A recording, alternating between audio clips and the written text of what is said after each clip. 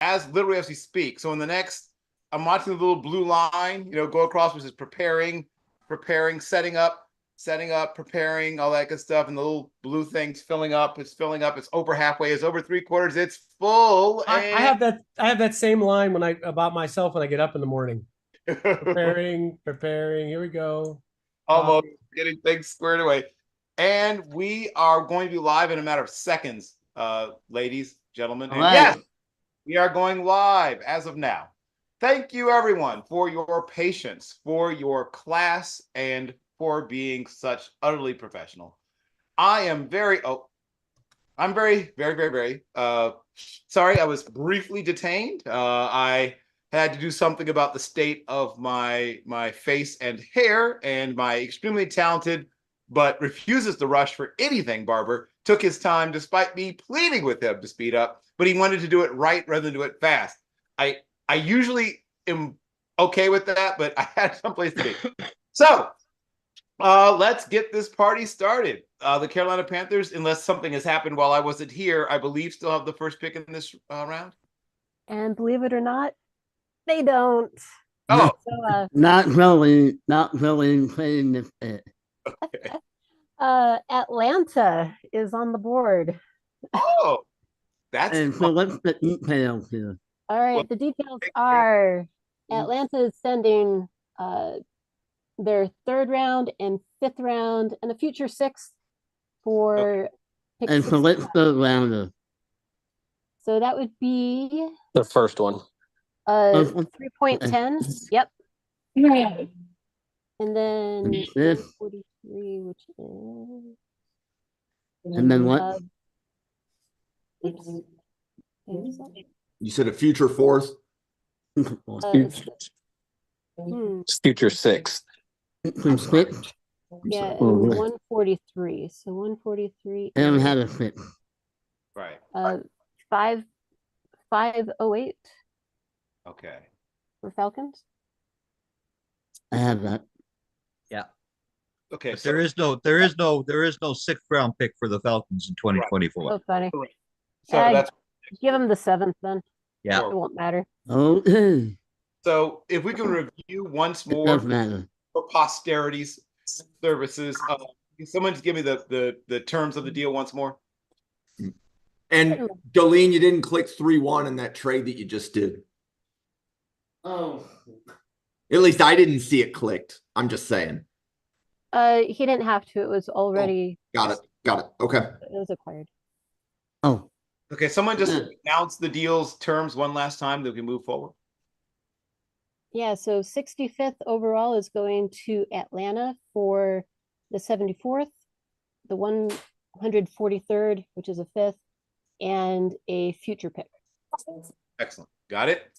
And now Atlanta's on the clock. I'm excited to see who Atlanta wanted to take with this pick. Hader, can you move to the cornerbacks? Yes, doing so as we speak. Yeah.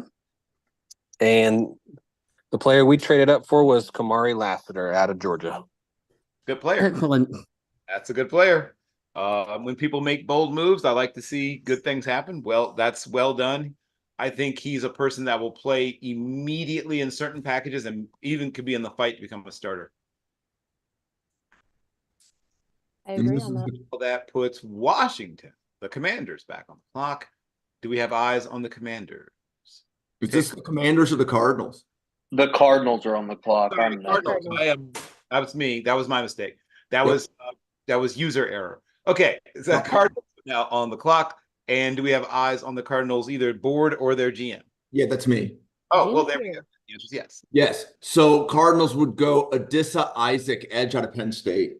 There we go. That's excellent value. There are some people who have him in their top 50, so that's well done.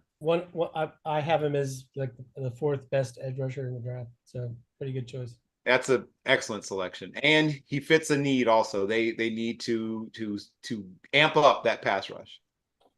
Yeah, so they've added Edgerrin Cooper in round 2, they added Isaac in round 3, and they still have 2 more third-round picks. 2 more third-round picks, right?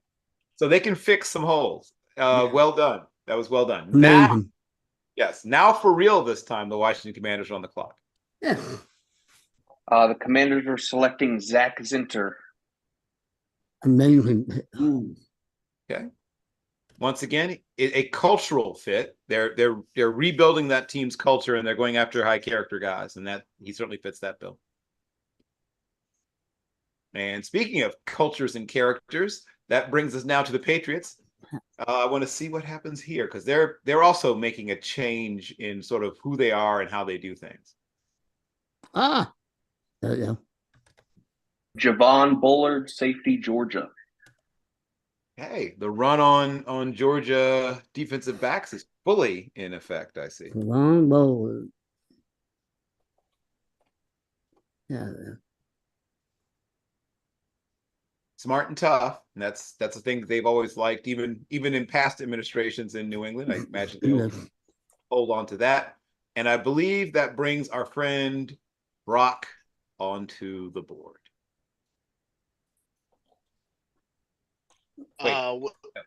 Wait, is it Brock? No, who has the Chargers?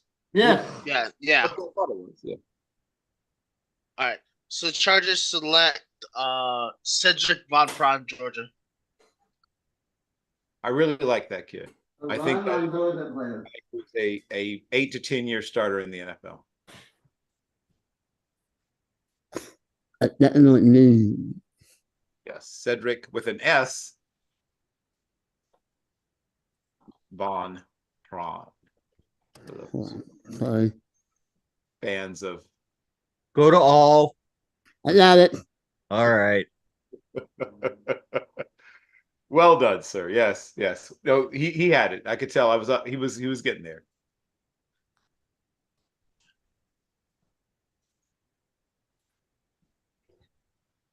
The Giants. Yes, the Giants, the New York Football Giants.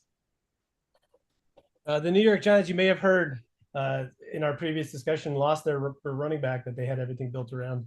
Yes. They have Devin Singletary. Thank you, Bills, for passing that over. But they need to add more to that so they can have a sort of a team approach or a tag team approach to running back. So the Giants are going to select one of the youngest player in the draft class, Braylon Allen, running back from Wisconsin. That's an excellent selection. And he fits so many things that they need because he's a extremely physically dominant player, and they don't have a lot of physically dominant players on that team. So it helps immediately. He's a guy that always falls forward pretty much, and they need people that gain yards every time they touch the ball. And I think he's underrated as a pass receiver. Not that he's, going to make them forget about the guy they built their entire offense around in that aspect, but he catches the ball better, I think, than people think. And is that the first running back selected in this mock? It is. Yes, it is. Oh, is that right? Wow. Yep. I mean, that's not as crazy as it normally would sound because the game has clearly changed. But I think we'll probably see a couple of running backs go off by this point in the draft, in the actual draft. But it's not as crazy as it sounds. Well, I love this the is idea. sounding this draft is sounding like it will be the second draft ever with a running back not taken in the top 50. I won't be shocked if there's no running backs in the top 50. I think there'll be a couple of running backs in the. Oh, I see Corey's here. Hello, Corey. I see, but I think there'll be a couple of running backs in the second half of the second. I think Benson and And there's definitely possibilities of that. Oh, we're not mentioning names. oh, Man, come on here. that was on me. I will slap myself officially on the wrist and got a little power in the hand. Apparently, okay, that hurt more than I thought it would. That brings the Cardinals. I am up back to back again. I was back to back in round one. Yep. So Cardinals with 3-7 are gonna go Michael Hall, defensive lineman from Ohio State. Okay. And again, they're just fixing the defense and adding bodies to the room. And he's a guy who can play a couple of different positions. He can play 3 in some special packages. He can play 4-eye. He can play 5. You can even kick him outside and even stand him up. He did a lot of different things. So he gives you some versatility as well. And that brings us, of course, to the Buffalo Bills. Okay. So we we had a lot of fun last night. We were podcasting, okay? We were debating at pick 60. We were going to take Pearsall if the trade didn't come in, but we were expecting Pearsall to go, right? Right. So the player that we targeted, and this was 3 Bills fans with very different points of view, but I had everybody convinced that there is a cliff at safety in this draft class. And we lost Micah Hyde. Right. And the first player we're going to take to fix safety is going to be Cole Bishop out of Utah. Nice pick. Great. And we were contemplating him at 60. So Jim, I just want you to know, you, the Cardinals, and the Bills are going to get a little package delivered to your house. I just want to show my appreciation for those last 2 picks. Oh, nice. Two of my absolute favorite players in the draft and the top of our draft board just now. Yeah, those are some really good football players. Well done. Well done. So, Will, you liked Hall and Bishop? Oh, I think I took Hall in the draft we just did together, but I think they're both young. Yep. They have unbelievably good tape, and they're ascending players. Hall especially, he played at 280 or something. He was 299 pounds at his pro day. Right. Still 20. He's 3 months past 20 years old. Yep. I just feel like sky's the limit with those kinds of players. And he literally can still stand up. I mean, like he can stand up and still pass rush like when he was a lighter player. I'm not joking when I say I'm not going to quite compare him to a Adalius Thomas, but he's a Adalius Thomas light. That's that style, yeah. And I think he can play as a 3-tech. He's so quick. Yep. So Cole Bishop, I think, is the best safety in the class. I'll go that far. I like Tyler Newman, just tape straight, but Cole I don't Bishop think you're wrong. I just feel like it'll be interesting to see who ends up being the best safety long term. I like a lot. Of course, I first of all, disclaimer: I am a former safety. I am always liking safeties probably more than I should. But I like the safety. People are so down on the safety class. I keep telling them, no, it's better than you think. I promise you, 3 or 4 of these safeties are going to be high-level NFL players. I promise. Okay, now back to what I'm actually supposed to be doing. And this brings to us, the football Lions of Detroit, who at one point were the Plymouth, what were they called originally? Spartans. At one point with this Plymouth. Spartans. They were the Spartans, yes. Portsmouth. Yes. Yeah. That's what it was. Yes. But now are the Honolulu Blue Lions. And who will they be taking at 3-9? Well, in the spirit of continuing to improve the back end of the defense, we lost a big physical corner named Cam, and we're going to replace him with a big physical corner named Cam. Selection is Cam Hart out of Notre Dame. There we go. Nature is healing, as they say. Yes. Okay. Beautiful. The circle of life. And he's a guy that's probably a little better in like a bump and bail kind of system than if you ask him to just run with people. But in the right system, I believe he can be a high quality starter. And he was not tested last year because everybody went after the rookie who shined for the Notre Dame Fighting Irish. Correct. Yes. He doesn't need to be. He's going to be CB3 for us. That's okay. We need depth. Yeah. Yeah. And that puts the Panthers now on the clock, I believe. Yes. Okay. Yep. Let me finish writing this one in. Yes, you may do so. There we go. All right. Let me check my big board real quick. Yes. All right. So this is for Carolina. And I'm going to send them a tight end. They need some help in that aspect, getting some build and some catchability and run after the catch and catch all that fun stuff. All exactly. That tight ends do. Yes. So they're going to go Jatavian Sanders out of Texas.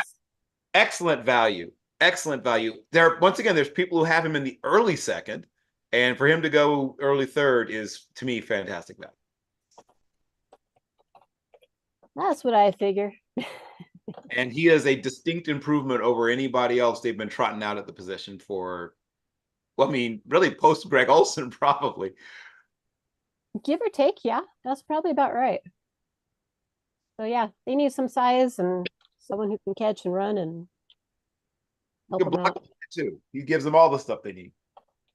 Okay, that brings us now to the Chicago Bears. The Bears. That's a bullet pit. Yes. Do we have eyes on the Bears board or the Bears GM or both? No, that's That's an admin. Oh, it's not. Oh, well, then admin pit. that'll be quick then. Well, this is once again where value meets opportunity. Trey Benson, Florida State running back. They have some guys in the running back room, but to me, none of them are even remotely as talented as Trey Benson. And once again, there's a guy that I've seen some people mock into the mid-second quite often. I think he's a not quite top 50, but definitely a top 60 player. And to get him here feels like a good job. Hey, Bill. Yes. You're not still in medical? Well, I mean, this is why I believe he's still available. I mean, I believe that's and Brooks is another guy who's the same deal, right? I mean, Brooks is another guy that medical scares you. Names. Yeah, names. He's throwing the wood. Sorry, I'm so sorry. Yes, I did it twice. In like 10 minutes. I really have stronger hands than I realized. I can bring it. I used to box a little bit when I was younger. And it's like, yeah, there's still some power left. Scouting report on Bill, heavy hands. Sorry. I apparently do. I always surprise myself. So I was messing around with one of my coworkers. He takes not Krav Maga, he takes Muay Thai. And I was just showing him like a 6-inch punch. I ended up denting the side of a cubicle. I was like, oh no, I still got it. But yes, let's do it, kids. So yes, that brings us to the always interesting Denver Broncos. Always, huh? All right. Well, I'm struggling with this one because my BPA could definitely be used on this team. But I'm also looking at needs. Broncos had one of the worst run stop defenses last year. You are correct, yes. So they need to plug some holes on that side, or at least get some beefy guys on that side of the line. Always hard to do that in the third round, but I am looking at a certain character out of Miami who has fallen. I have a second round grade on him in Leonard Taylor. So yes. Broncos are going to take him and try to plug a gap here and there. He will literally plug a gap for you. Yes, exactly. It's quite literally what he will do. Stand there, right? Yes, he may not be a guy that gives you, everything, but if it's about eating up space and occupying blockers, he's got that in ace in that. So that is what Denver is going to do. And now Raiders, you're up. Yes. Okay. So the Raiders, although I'm tempted to go a number of places, I think the third round is where you find opportunities to make a unit that's good elite, or a unit that's good better, develop there, right? So you bring in Christian Wilkins, you got a beast on the outside, Max Crosby. Let's add to that group. Out of Western Michigan, edge rusher. Uh-oh, somebody's not happy with me. Sorry, whoever that was. Marshawn Nealon is the selection. That's just a home run pick to me. Like, that's once again value and opportunity meeting beautifully. Well done. He's not as well-rounded maybe as a guy like Liatu or some of the other pass rushers, but his upside is impressive. Exactly. That's what I've heard. And I like the Antonio Pierce piece of the Raiders, where I think if you bring in a certain kind of guy, he's going to get something out of him. Oh, yes. Oh, as long as they are willing to be coached hard, he'll love hard and coach hard simultaneously. For those who've been around Coach Pierce, they can back you up. Shout out to my friend Rennie, who actually ran into Coach Pierce way back in the day when he first started coaching at Mervyn Dimely High School, I believe. Don't quote me. back when Pierce first got into coaching at Long Beach Poly, and they got to know each other. And he gave me some insight into what he likes in a player and how he coaches. But yes, that's a good pick. We've had really good the third round. First of all, I'm just going to be honest. It's often my favorite round of the draft because there's always good players available that people didn't think would be available in the third round every year. Pick a year, and then you really find out which teams are good at drafting in the third round. Like the luck part of it's gone basically. Like now you find out who's got some skill. And from this point forward, this is what separates the really good front offices from the average and then the below average. That now puts Washington back on the clock. This will be Kalen Bullock, safety out of USC. Really good athlete. Really good athlete. And a guy that some people, if this were Seattle, he'd be playing corner, right? There are teams that look at him and see corner because of his build and his athletic ability, but the line between corner and safety gets thinner and thinner each passing year because they're going to make everybody cover, and you can't hide. The true box safety is essentially becoming extinct before our very eyes because they're making everybody cover now. So that's another solid selection. That's a player that for me, just missed the top 50. So this is good value again. And now that puts the Falcons back on the clock. Oh, sorry about that. I was trying to get unmuted, but so I've attacked every level of the defense except linebacker, and I'm going to take Junior Colson out of Michigan for the Falcons here. There we go. For me, it feels about right. Well, okay. Some people not fans of the pick, but it feels about right in terms of his value and what I think he'll do as a player. Great pick. I would boo that school every time, no matter what round or what player. Exactly. And guess what? You are welcome to do that. That's part of what, we who Greg, I know Greg and I are both veterans. Avery's not here this year. Any other veterans? Well, I'm a 3-year. I'm not a rookie. I don't know. Does that make me a veteran? No, I meant veteran as in service. Oh, misunderstood. But I was going to say that Greg and I, fought to defend your right to boo, is what I was going to say. Exactly. I appreciate your service. Which is something that this country needs to get back to understanding, that the First Amendment is a right of every citizen in this country. Correct. Whether you agree with that person or not, you don't need to be blocking people and all that other garbage from speaking. I have never blocked someone ever in my life, and I don't plan to ever do it. Well, no, I'm talking about like that young girl at USC who was kicked off from being the valedictorian. I mean, that's the nonsense that is just utterly garbage. No, I'm with you on that. Like, I don't agree with lots of people, but I don't go out trying to prevent them from having opportunities. I mean, if you qualified academically to be valedictorian, unless they found out you cheated academically, I don't think anything else should really invalidate that. Okay, but this is not the politics show. We'll do that later. Let's get back to the draft. And Bill. This is another board draft, right? Pick. Yep. Okay. Well, the run on running backs apparently is on. Jonathan Brooks from Texas.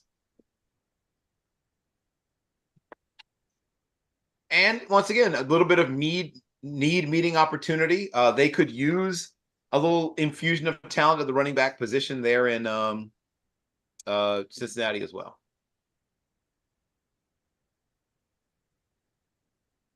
Some people think he's the best running back in the class. I'm not personally in that particular school of thought, but I do think he's a talented player.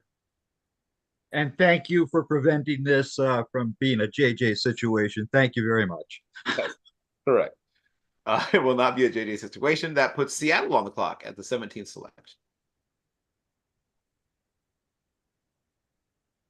Seattle's here? Question mark? Or we have their board. Go on.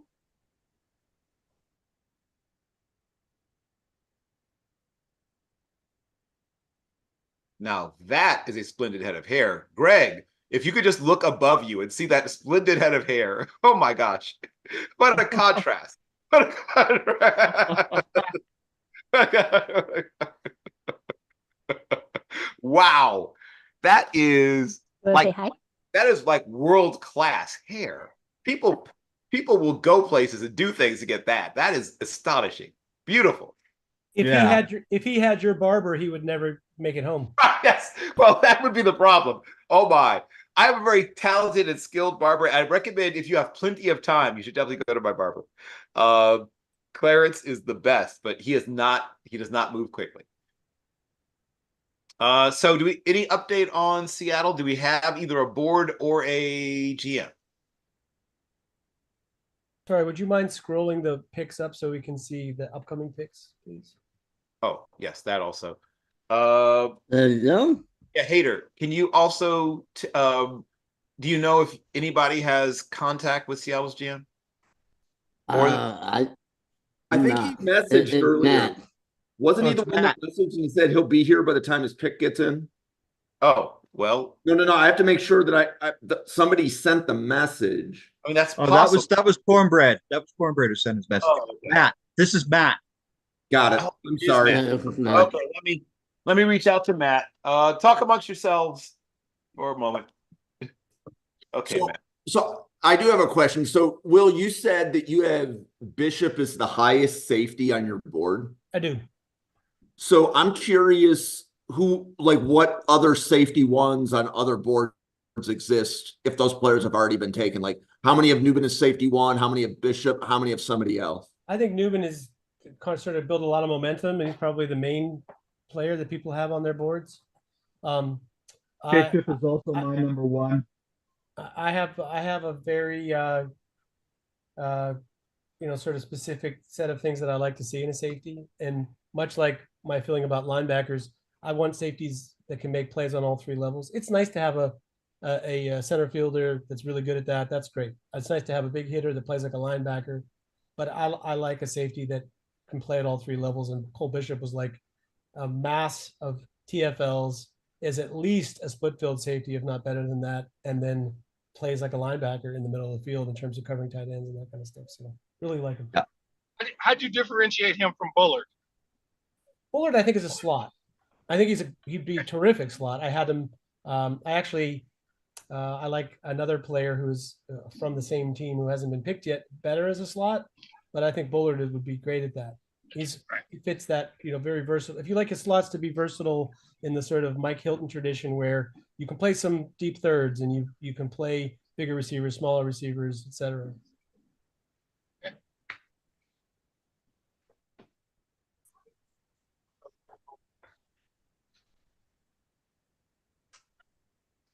Like Bishop is an alley player, I guess you would call it. And one more minute. Yeah. And then Bullard a slot, to me. You understand my differentiation. I think a second ago. Yeah, I do. Could it fade it up? Okay. Well, yeah, hop on and I'll look at the board for a second. Okay, well. Okay, I'm gonna let them know you're on your way. Can you come out DM? Can you Zoom link? Yeah, I'll send the Zoom link to your DMs. Okay. So Matt's on his way.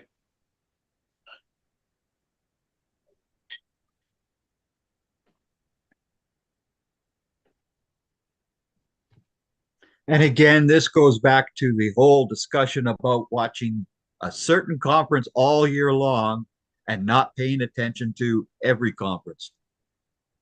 Right. Cole Bishop played safety against some of the best offenses in this country this year. Correct. The players that play, west of Chicago, let's say, or west of the Mississippi and east of California do not often get noticed by anybody. Right. Yes.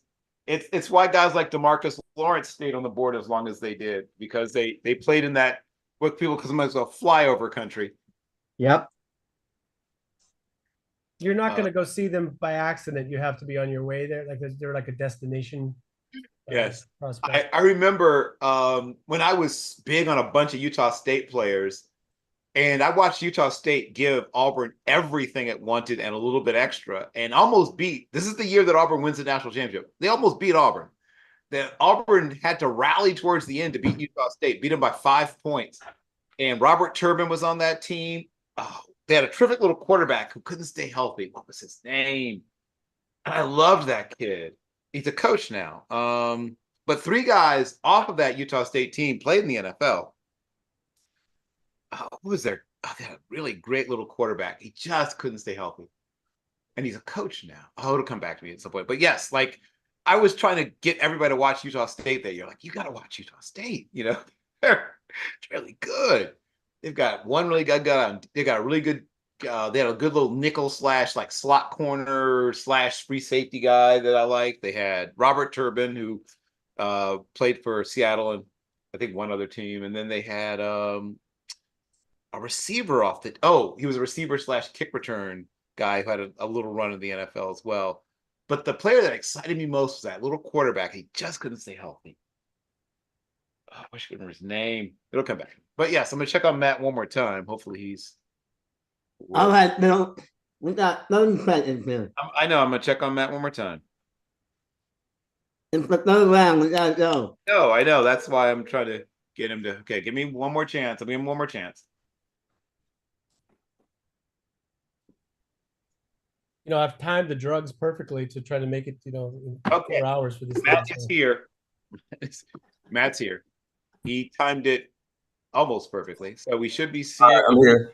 There we go. Y'all hear me? Sorry, guys. What's the board? Can someone tell me who the Seahawks got with the second round pick yesterday?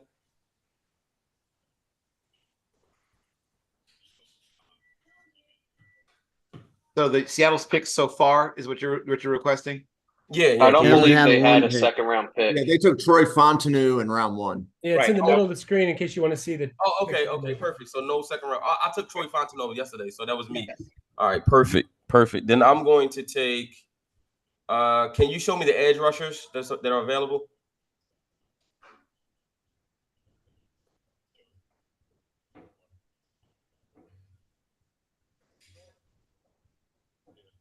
Yes, there they are.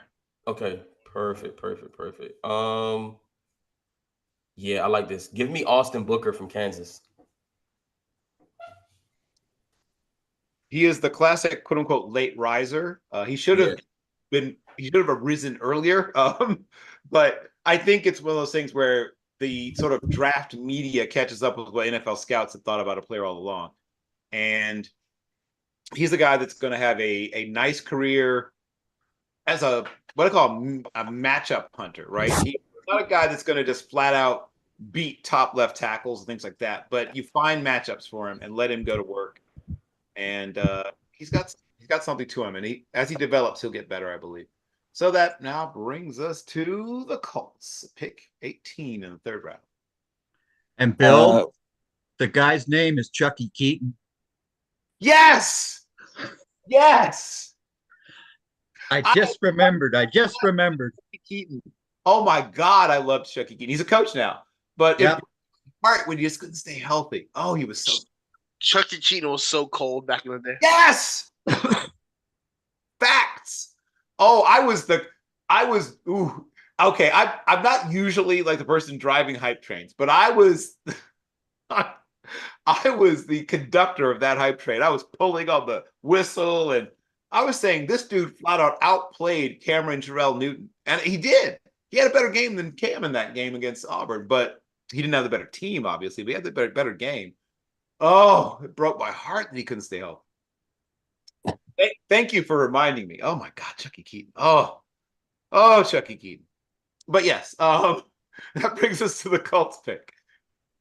All right, with the next pick for the Colts, I'm glad someone took Jonathan Brooks in front of me because don't be surprised that they may well take if Brooks is there in the third round.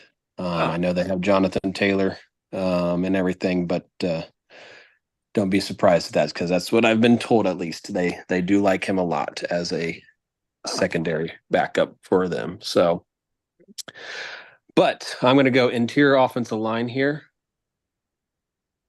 and take Christian Mahogany out of Boston College, another athlete for Chris Ballard and the team. Yes, he is. And a starter on the all-name team. That's an awesome name. I love that name. Yep. And to the gentleman for Indy that was just speaking, so I had a podcast yesterday and we were commenting on different teams' drafts. We really liked what Indy was doing. Like when you jumped up to get Worthy, we're like, that's definitely something Indy would do. Yep. So I just wanted to give my compliments to some of your moves earlier. Yep. So I especially like that people understand the drafting personality of the team and inhabit it. Yes. My question that I have to come up with is, would Indianapolis draft Mahogany, or would they be bored? Oh God! Why? Oh Lord! Why? Okay, so would have been a fine board pick. I'm just saying. So for those who love dad jokes, he'll be complete. So that brings us to the 19th selection, and our young friend, the king of Southern California, Brock. We select Andrew Phillips, quarterback, Kentucky. So it's a run-on freaky athlete, guys. That is a guy who didn't quite break the broad jump record, but got close to it, which was set just a few years ago by not Melifonwu, the other the other Byron Jones. Yes, the other freak show that they drafted. Yes, right. How about the guys coming out of UConn secondary for that time period, right? What the heck? Couldn't field much of a team, but they had some freak show athletes back there. Okay. And that brings Pittsburgh up at pick number 20. By the way, I'm not a dad, so I had to work really hard at my dad jokes. Just saying. We're always saying in the draft world, those draftniks around us, that it's really hard to judge players who play at like Alabama or Georgia, Ohio State with loaded teams. And it's like, I wonder if they're going to come to the NFL, they're suddenly not surrounded by an all-star team with a big advantage over other teams. What will they look like? Well, the player we're going to select, much like the player we missed out on at this position in the first round, is somebody that left the confines of Alabama and was a tremendous success. He made one of the most clutch catches of the year. If you look on YouTube, you'll see he and his compatriot made some plays at the end of the game to save a game for them this year that is badass. And we like his character and skill set right now in this part of the draft. Javon Baker, wide receiver from Central Florida. And another guy that some people seem to quote unquote discover at the Senior Bowl, despite the fact that he had a fantastic senior year. But yes, you saw his full complement of ability. He's I wouldn't say elite, but a good route runner. He's got good hands. He's a guy who could win contested catches. And I think the big surprise was it shouldn't have been a surprise, but I think people were surprised by how athletic he is. He's a really good athlete. I'll just say quickly, in my opinion, his two best traits are, one, ball tracking in the air, which I think as you get down the field throws is a very underrated skill. Guys can run like the wind, but if you can't track the ball in the air, you got to have a quarterback that can lay it on them. Yep. I think Mike Wallace, by the way, former Steeler, was a guy like that, zero tracking ability, but all the speed in the world. But the other skill that you just can't find everywhere is he doesn't give up on balls. Like you'll see receivers, balls that land near them, and you think, well, like if he just adjusted his route and like went after that, he had a shot. But Baker is a guy that's like come out of nowhere. Like you think a ball's going to drop in the middle of the field, and he'll just come out of nowhere with effort. He's like that great defensive center fielder you see sometimes in a baseball game where it's like, oh, that's going to be a double. Oh, no, it's not. Yeah. Now the Cleveland Browns also need a receiver, and they're going to take Malachi Corley. Okay. Highest player on my board right there. Good pick. Yep. And another one of those guys who's like a best value or wish app version of another player. He often gets compared to Deebo Samuel, and though he's not quite that, he is an interesting piece who gives you that run after catch ability and can even line up in the backfield at certain situations. One trick pony, but an awesome trick. Yes, right, exactly. And now the Panthers, unless they've made another deal, are on the clock. Nope, no deal on this one. I mean, technically, it's the bottom half of a different deal. Okay. Right. Because this had belonged to Dallas. Right. So this is their second pick that they had thrown up to get into the second. Anyway, with that in mind, Carolina's going to work on their secondary since they lost some key components. And they're going to chase Cameron Kinchins, also out of Miami. A guy who, I'll be honest, entered this year as my #1 safety. Did not exit this year as my #1 safety. As mentioned, but he's still high. He's still high for me. Yeah, things happened. I think he's still going to be an okay player, but we just talked about the death of the box safety. He tested like a guy who shouldn't be able to play any place but in the box, but he has played other places. So can he play deep middle? Can he play deep half? We're going to find out. We're about to find out. Once again, in high school, he was elite at it, right? He was considered by many people the top high school safety in the country. And, you know, while he had some good and bad games in his time at Miami, you saw enough good to make you think this guy should be able to do something. But then he had a spectacularly terrible combine. Now, was he just having a bad day? Did he, eat a bad burrito, or somebody broke up with him, or whatever? Who knows? But it was historically bad testing from a guy that we were expecting to at least test as an average athlete, and he did not. So it will be. And how many other safeties do that, and then they do great at the next level? Not too many. There have been a couple, but not a bunch. So, and the game keeps heading towards space. That's the problem. If this was 20 years ago, it'd be less concerning. But everything is saying spread. We are spreading more. We're doing more things in space. So this will be a great test case for the physical analytics versus tape crowd.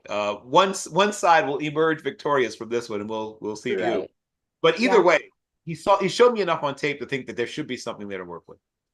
Yep, I think Ejiro will have fun with him. We'll put it that way. Yes. Good coach for him. Puts the Cowboys on the clock. The Dallas Cowboys would like to see the offensive tackle list. Okay, here we go. Coming right away.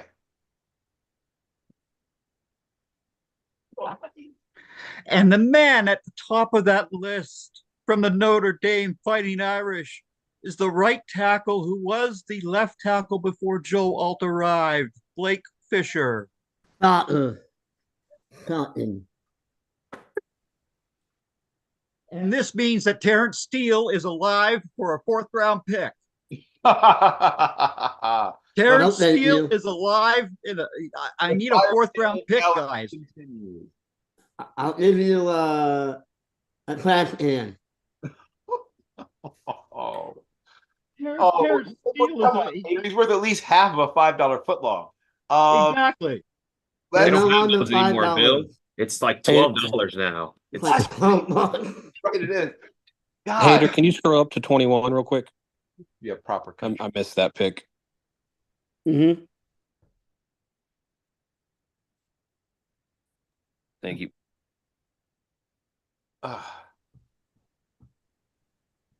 Okay, and do we have the Packers G? Yeah. Oh, hold on. Yep, I'm here. Okay. Yep. So the Packers are going to take Max Melton. No.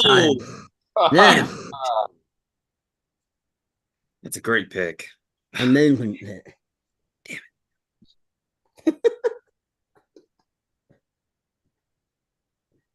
He's a really interesting player. Like his brother, a very quick guy, like fast and quick.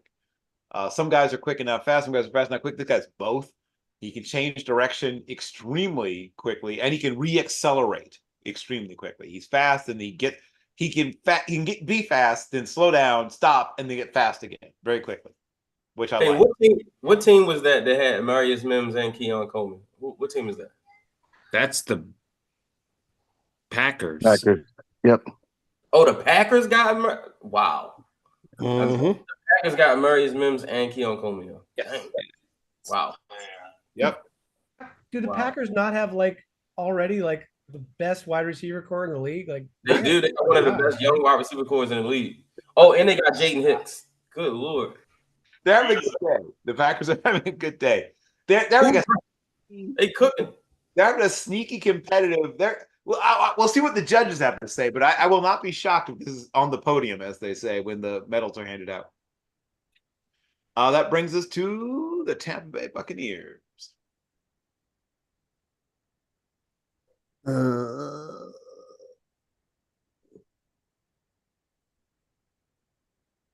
Looks like he put in the Twitter that he messaged someone. Oh, okay. Yeah, hold on. I'm talking to Was him. that someone? Oh, hater. Okay, I was gonna say who was the someone? Look at me. Oh, okay.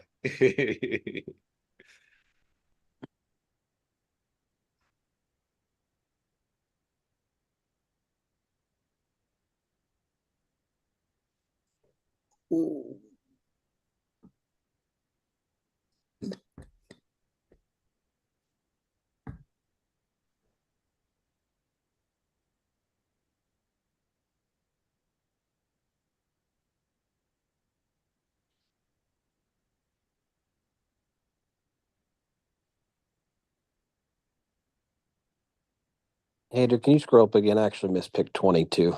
20 as well, not 22. 20 as well. Whoop. Baker, Andrew Phillip. Okay, cool. Thank you.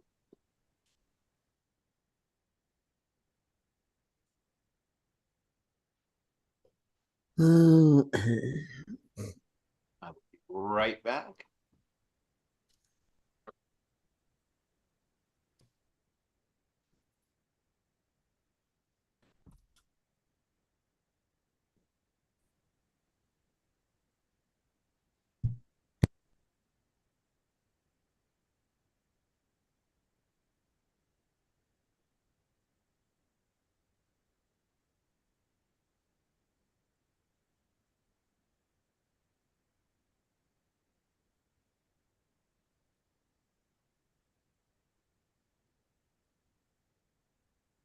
Hey, Jolene, are you listening?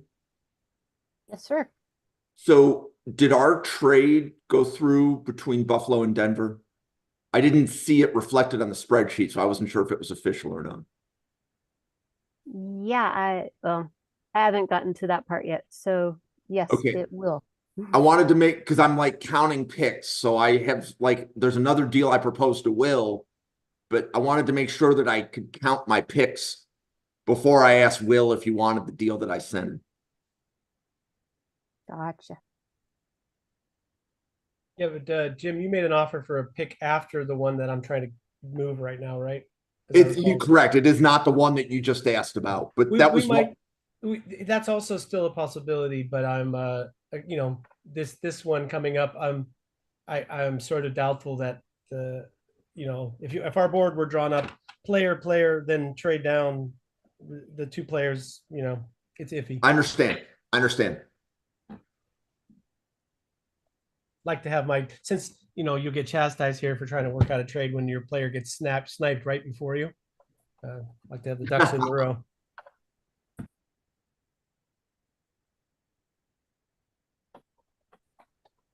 And it's the freaking Bengals before me too, and they just like to snipe picks from the Steelers. Again.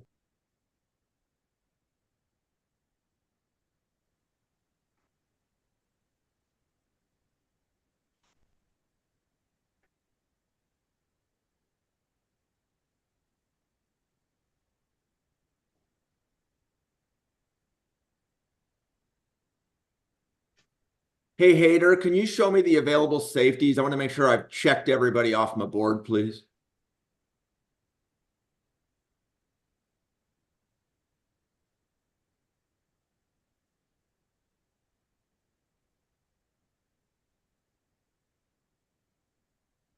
Okay, so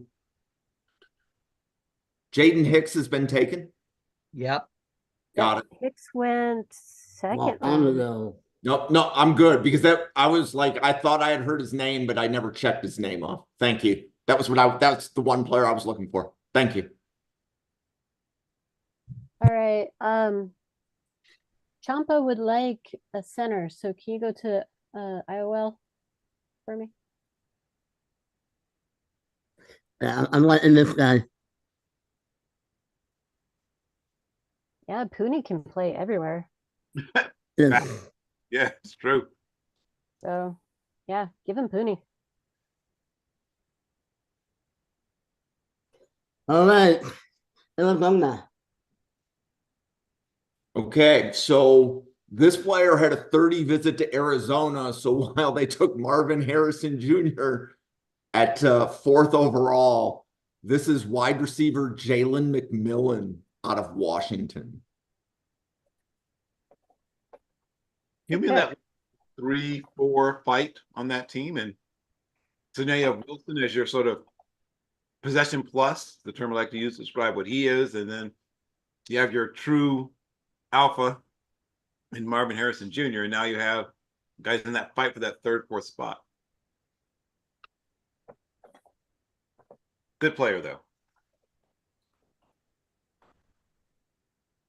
And I looked at their wide receiver depth chart, and I decided that there was definitely room for 2 new wide receivers. Oh yeah. No, they've got room. They've got room. They're not full by any stretch.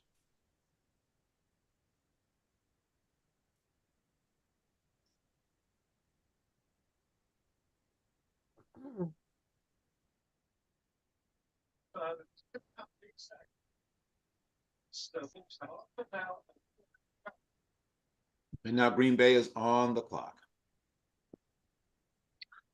Okay, so we're for joining my podcast this week, we're actually interviewing Ian Cummings, and I am going to take for Green Bay a player he is very high on and give them Trevin Wallace from Kentucky.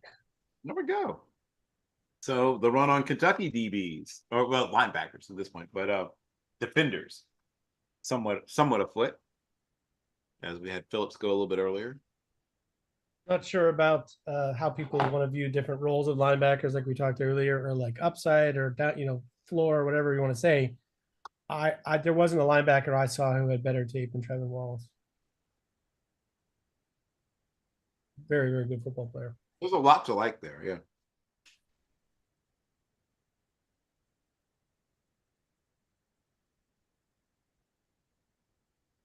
He's good in coverage. He's solid in run fits.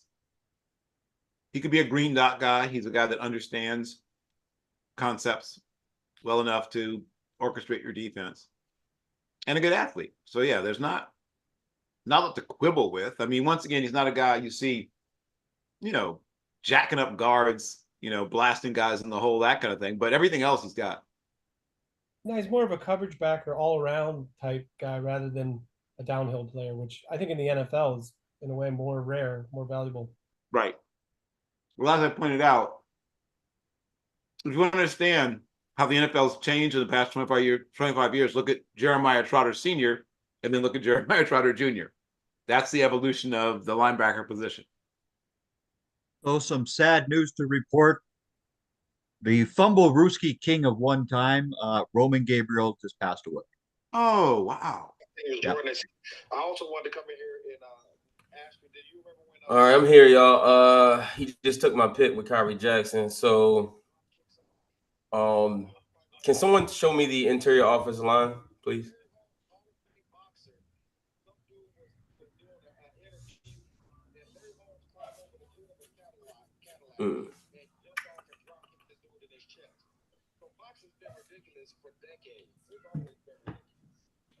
Okay. All right, thank you. And then can I see the edge rushers as well? Mm-hmm. Okay. All right. But we at pick 113. Is this overall 113? This is not 130. This is 93. This is 90. Yeah, 90. Okay. So the Baltimore Ravens select Muhammad Kamara, edge rusher from Colorado State. Excellent pick. Thank you. Sounds like a Raven. Mm-hmm. Yep. So now your pass rush room has some dudes. Oh, sure, for sure. Yeah. He'll be able to learn from Kyle Van Noy for a year and put him out there, man. Him and David Ojabo and Odafe Owe.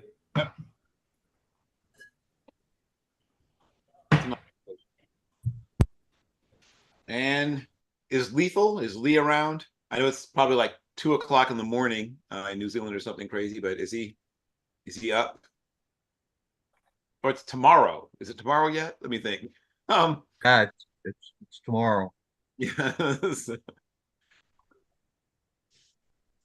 If somebody could DM Lethal.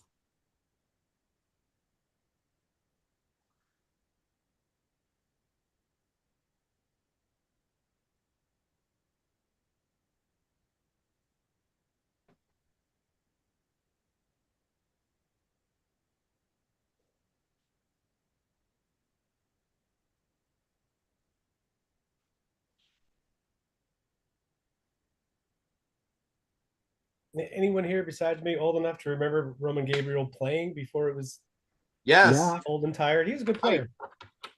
Terrific. Two-time all ACC conference. I think it was ACC Offensive Player of the Year one year. Yep. Depending on who you ask, perhaps the best Asian/Pacific Islander quarterback in NFL history, and a person that at various points there's been a little bit of rumbling about putting him in the NFL Hall of Fame, but it's never built too much momentum. But he was a better quarterback. I keep thinking that if you switch, we talk about this with guys like, say, Archie Manning and Roger Staubach, right? If they switch situations, maybe the other guys in the Hall of Fame. I think about him and a guy like, say, Bradshaw, or a guy like, I think he could have operated the Steelers offense at a level similar to, if not exactly the same as Bradshaw did, or so close to it. And I know you, of course, I know you're higher on Bradshaw than I am, but I thought Bradshaw was great. I do think Bradshaw was great. Especially the last 60 years of his career, he was definitely great. There's no way of disputing that. I just think Gabriel was underrated. I think Roman Gabriel was underrated. He had a couple of terrific years with the Rams and a couple of decent years with the Eagles. He is the first time I'd ever heard of the concept of a collapsed lung. Yes. Roman Gabriel in an NFL game. Thought that was the scariest thing I'd ever heard of in my life. Yes. He played through, once again, the game was so different. He played through a lot of things that other quarterbacks would not have played with.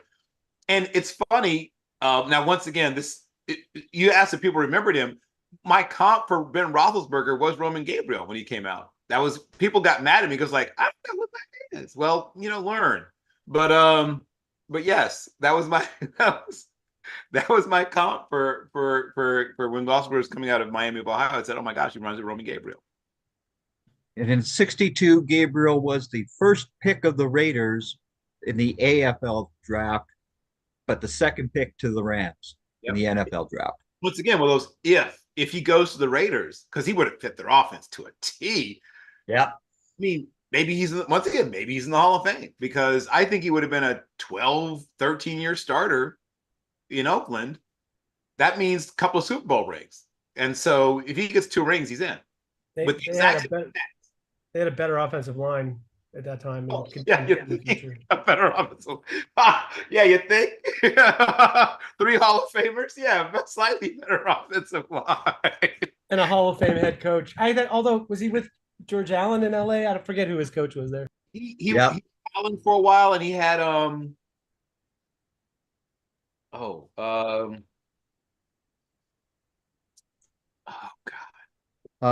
Sparrow. Sparre. Yeah, Harlan Sparre. Yes, thank you. That was one. I knew it was the guy that played in the league. Yeah, Sparre. Yep. All right. The time is up. Yeah, the time is up. So Lee didn't respond to Hales? Nope. Okay. Well, Lee's gonna have to be mad at us, which we'll get over. Let's see. The 49ers are about to get a face full of I think long snappers a need for them. I'm pretty sure. Well, Yeah. that's hilarious. The running back are starting to slowly but surely come off the board. It looks like to be Bucky Irving from Oregon. Bless you. Thank you. And plus, they love running backs. Maybe he won't be as mad as they never seem to tire of having running backs. If there's ever a team that decided to go full house backfield on you at some point, it would probably be the 49ers. He was there. Hater, he was there. And Yeah, if it's Marquise. Yeah, it's a different first Yeah. name. So we said Bucky Right there. Irving. oh, here we go. Yeah, right. That's him. Yeah, that's the same, same guy. Not That that guy. happens a lot draft time because Chop was also listed as Dimion, I believe. Dimion, I think that his name is pronounced. So you're gonna learn a lot of people's real names during this process, Hater. Whoops.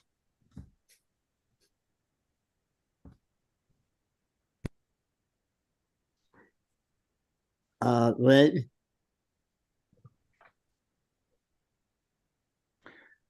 Yeah. The Rams are going to go to defensive tackle.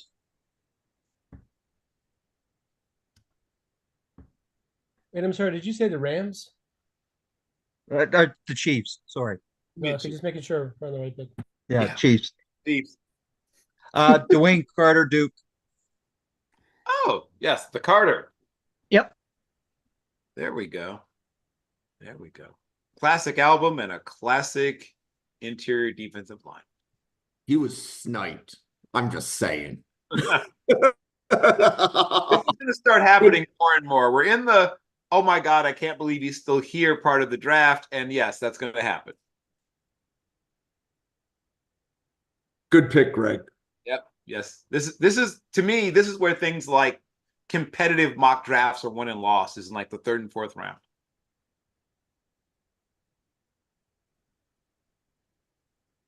And that puts the Eagles Eagles on the clock. Well, those kickers are awfully tempting for the Eagles. Mm-hmm.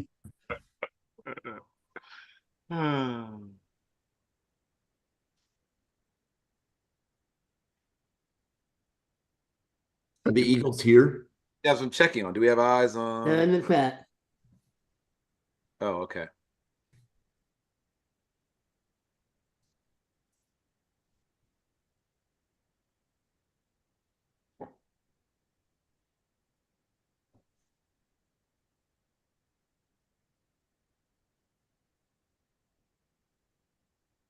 Okay.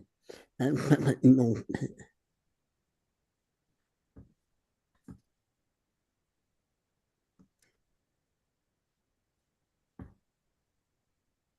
Jeremiah Crowder Jr.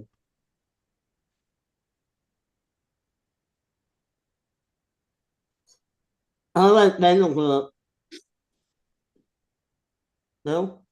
Say it again. Then look up. Oh, yeah, they are. Okay, I'm with you. Okay.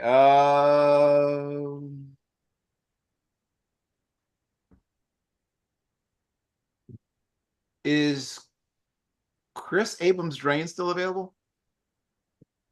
According to my That's what I thought so too, but I'm confirming. Is that confirmed? Yep, he's there. Well, not anymore. Well, not anymore. Yes. CB. Yes. The other cornerback from There you go. Missouri.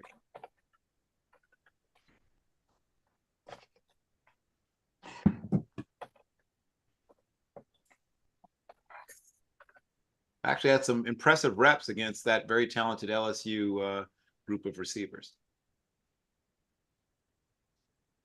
And now that brings us to the man, the myth, the legend, Mr. Flat Tiger, Mr. Velvet Films himself.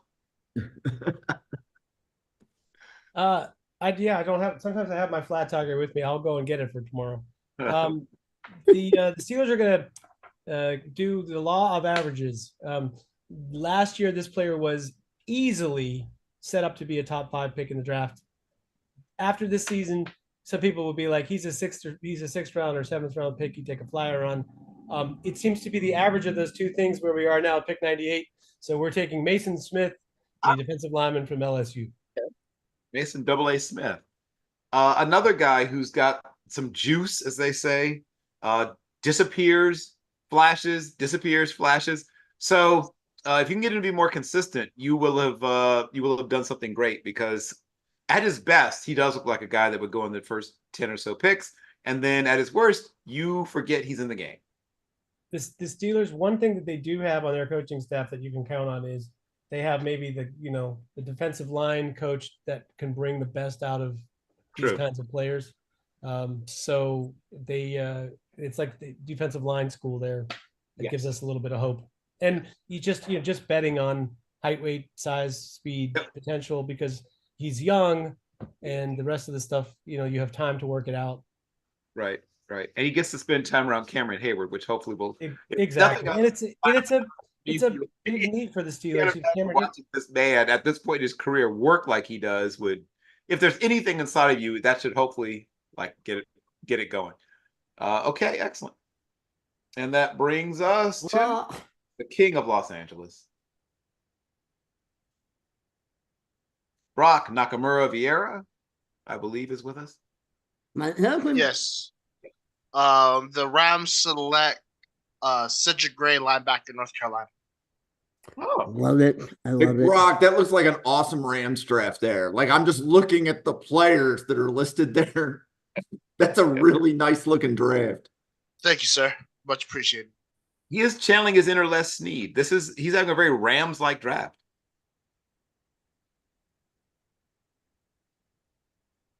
And the Rams are closer to being good again than maybe people realize. They could be really good again really fast. They're already a playoff team, right? Yeah, right. Technically speaking. But people didn't seem to realize it. You know what I mean? People never took it seriously. They're a playoff. But I mean, that was a better team. Even with them making the playoffs, people still thought they weren't good, right? They thought it was like some sort of fluke, or they won a contest or something. But they were a better team than when you watch them on tape. It's like, oh, it's not a bad team. I saw young guys taking over for older, more expensive guys they had to move on from, and a lot of those guys stepped up. And I used the Rams as the example for why Buffalo needed to blow up their team, right? If the Rams could make the playoffs and I don't know how many UDFA make their roster, but the answer is a lot. Mid-rounders and UDFAs at about 70% of their positions, it seems like.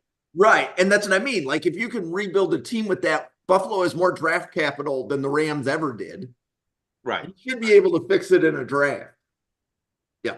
If you Hader, can I get a quick favor? I step away for a second? Can I see maybe 328 down, the last 7-8 picks? Yeah, I just step out for a second. There we go. Yep. Okay, I'm good. Thanks. Excellent. Okay, Washington, you are back on the clock. Ben Sinnott, tight end, Kansas State. Solid. That is a solid. And he feels, first of all, it fits a need, right? It definitely fits a need. And he feels like a commander. Feels like the kind of player they're built. Once again, another team that's undergone a cultural makeover in a lot of ways that we won't go into. But yes, he fits, I think, the new version of the team that they're building. So yes, it feels like a good pick. Is that tight end 3? You mean on their chart? No, that's the third tight end take. Oh, taken. Yeah. Sorry. I was gonna say. So yeah, on their depth chart, he might be tight end 1. But you're talking about yes, taken. Yes. All right. Got it. Thank you, everybody. He will have a legitimate chance to be the starter. I'll put it that way. From what I've seen, what they've got thus far. Okay. We'll have a brief recap of the third round, and then we'll blast right into the fourth. I love it. So for those playing at home, Kamari Lassiter was the first selection. from Georgia. Then we had Adisa Isaac, which is a really good value. Penn State defensive end / outside linebacker. Then we had Zach Zenter, tackle / guard from Michigan. And then we had Javon Bullard, the safety from Georgia. And then we had his teammate, Cedric Von Pron, the center, went to the Chargers. Then the New York Football Giants got Braylon Allen, one of the youngest, if not the youngest. I think he's in the top 2 or 3. He's not the youngest player in this draft class. I think he's the 3rd youngest player in the draft class. Not yet legal to drink. Then we have Michael Hall Jr. From the Ohio State University. Safety Cole Bishop went to the Buffalo Bills, who I think will be able to use him pretty much right away. They replaced Cam Sutton with Cam Hart, he may actually play a slightly different position, but they use Sutton a couple of different ways. But either way, he will be contributing to the back half of the defense in Detroit. Then at 310, so I could scroll down.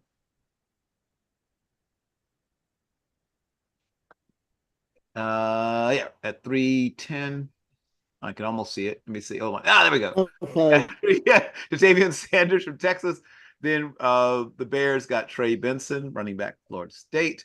Leonard Taylor, the Miami defensive lineman, interior defensive lineman, went to the Denver Broncos. Marshawn Nealon is going to help that Raiders defense. Now they have someone to help out Max XX Crosby. Kalen Bullock, safety from USC, goes to Washington. Doesn't even change color scheme. Junior Colson goes to from that school up north, goes to the Falcons. Then we have Jonathan Brooks, running back, Texas, will eventually probably become the guy for the Bengals. Then we had Malachi Corley, wide receiver, West Kentucky, go short drive, a little bit north, a little bit mostly north, I guess. Yeah, it's not far actually. Yeah, west, a little bit east, a little bit north, to the Browns. Cameron Kitchens, who's going to be a great test case for how much athletic ability matters at the position of safety, goes to the Panthers. And we have Blake Fisher from Notre Dame going to the Notre Dame fixated GM of the who is fixated? There's nobody fixated. Of the Dallas Cowboys. Then Max Melton, a terrific little play some slot for them, I'm guessing as well, goes to the Packers, who are having a really nice draft. Derek Cooney, the inside-outside offensive lineman of Kansas, goes to Tampa Bay. Jalen McMillan, wide receiver, goes to that improving wide receiver room of the Arizona Cardinals. Trevin Wallace, very, very athletic linebacker, goes to a very athletic team. The Packers add him to their defense. Kyrie Jackson, corner from Oregon, goes to Tampa Bay, also fixing their defense still. Mohamed Kamara, great pickup there, goes to where he fits very, very well in Baltimore. Marquise, better known as Bucky Irving, makes his way up I something. I don't know which highway that is. Or down I something, I guess. No, it's up. I was right. Up to, no, it is down. I'm idiot. It's down. It is down. To San Francisco, which is actually Santa Clara. And then Dwayne Carter, the Carter, goes from Duke to the Chiefs, who are adding to a talented defensive line group. Jeremiah Trotter Jr., another bloodline player, goes from Clemson a little bit north, up I-95, I guess, maybe, and then cuts off. Well, we're at the highways later. But he makes his way to Philadelphia. Chris Abrams-Drain finds his new home in Cincinnati. Mason AA Smith joins an interesting interior line group in Pittsburgh. Cedric Gray will probably see some time right away for the Rams, who have a need there. And then Ben Sennett has a legitimate chance also to play right away for a tight end needy Washington Commanders team. We are now ready to begin the 4th round, people. Way to go. And leading us off this time is, unless there's been a trade I didn't hear about, is once again the Carolina Panthers. Carolina Panthers. Believe it or not, they are still holding that first pick of the 4th round. And they're going to select Hunter Norzad, O-line, Penn State. Yep. He fits the need, and the value makes sense here. And you could have had Terrence Steele. You could have had Terrence Steele. That is one of those things that you whisper to somebody when you're trying to, like, it's late, maybe 3 o'clock in the morning at a bar, maybe you've had a few too many, and you whisper to somebody, and that last you could have had Terrence Steele. So that brings us to, is Matt still with us? I am. Okay, that brings us to Seattle. All right. Can I see the safeties? You may, sir.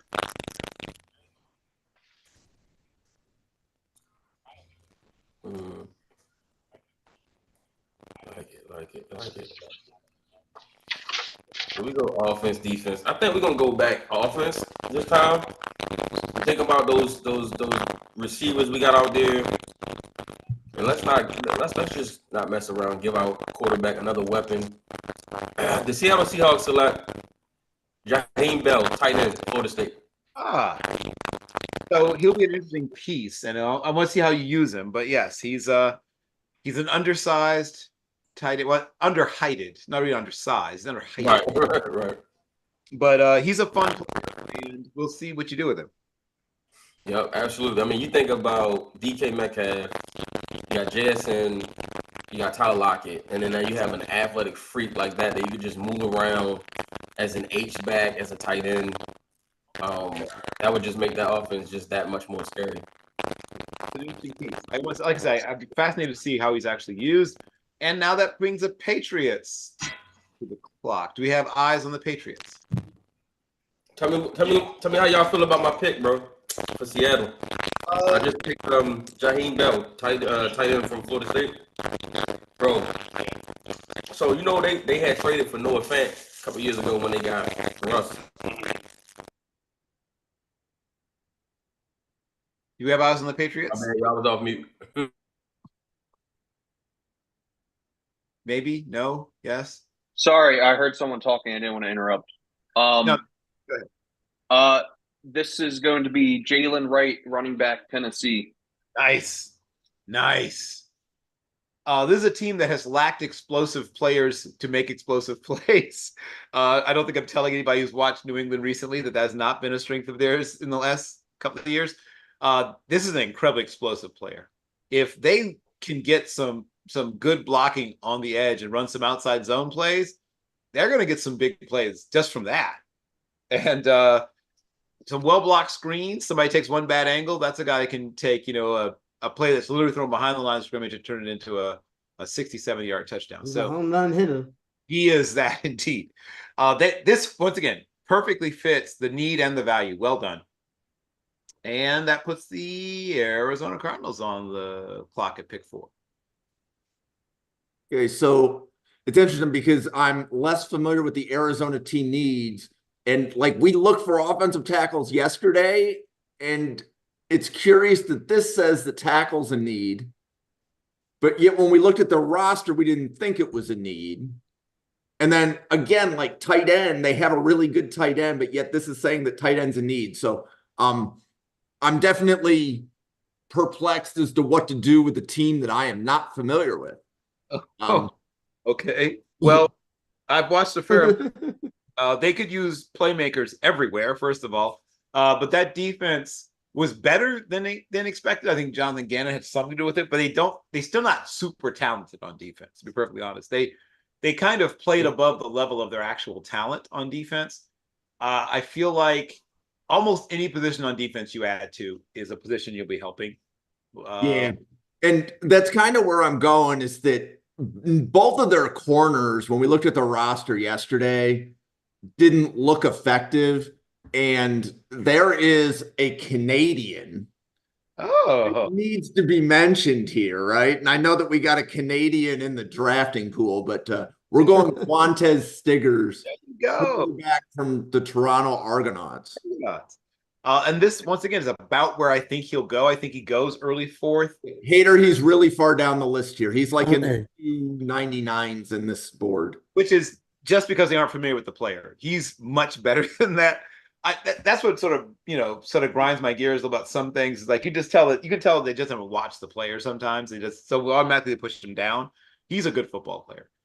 If right there, 297. Yep. know nothing else about Canadian football. They throw the ball. If you hold up in coverage in the CFL, you can hold up in coverage. That's and the field is bigger, so your coverage area is Yep. it's a bigger challenge. Yep. Yep. The ball is thrown more often on a bigger field. And if you are excellent, if you're a lockdown corner in the CFL, you can cover. There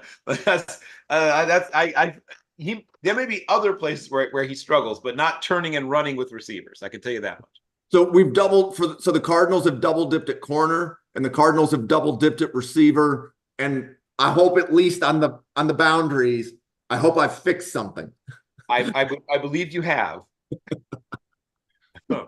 That brings us to, once again, my co-host on the our co-host on College Football Forecast, the one, the only Brock Vieira. Yeah, the Chargers select for the vibes. Lake Corum, Michigan, running back. Vibe. I have the vibe, man.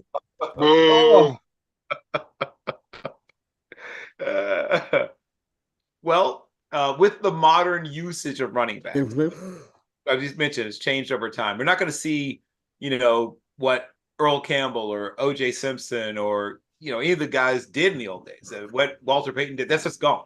Guys getting 92% of the touches at running back, we'll never see it again. So it makes sense because even when you have a running back or even two running backs, drafting a running back makes sense. One is because people don't keep running backs anymore. You rent them, basically. Teams rent running backs nowadays.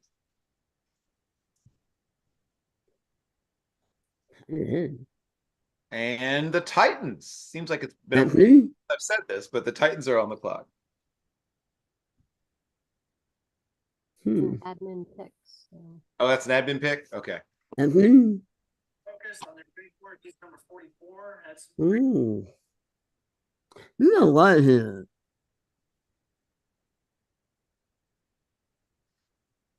Okay. I'm picking for them. Oh, you are? Okay. Okay. Go ahead. Unless you're stuck, because I had a player loaded. Yeah. Go ahead. No. Okay. And I'm just going to confirm this player is still there, but I'm pretty sure they are. The offensive tackle from Texas, I believe, has not been yet. Christian Jones, I believe, should still be available. That would make a lot of sense with this draft here. Well, and once again fits a need. Their offensive line was very, very bad last year. And people have obviously talked about their quarterback play, and the quarterback play wouldn't have been good under any circumstances, but it was not helped by the fact that there was seemingly immediate pressure on about 60% of the snaps that I saw. So anything on the offensive line is probably a good idea.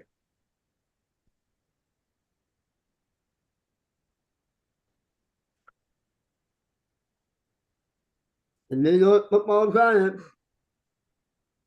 Oh, yes. Here we go. The Giants. Yeah, just 1 second, please. A little internal debate. They need a right tackle. I've got one for you. We drafted one, did we not? Yes, we did. Oh, I got a deal for you. That's right. Yep. Okay, we're in agreement. The Giants have a kind of a big gap between picks here. So maybe if I had worked a little harder, we could have traded down here. But we are going to select. We have a very sort of specific type we like at this position, and there are not many guys big enough for our crew that we have. Basically, every defensive lineman on the Giants is giant. I think the smallest guy left right now on the roster is like 320. So we need a 3-tech who's a big dude to replace Ashawn Robinson, who's gone now.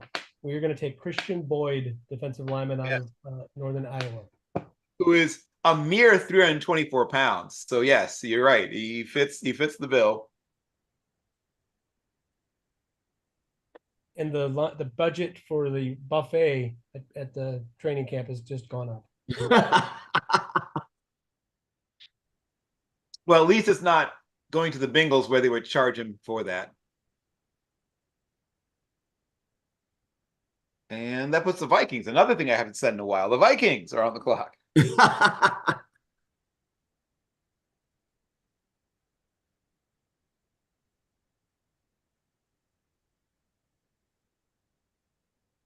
So is that estimate pick apparently official then?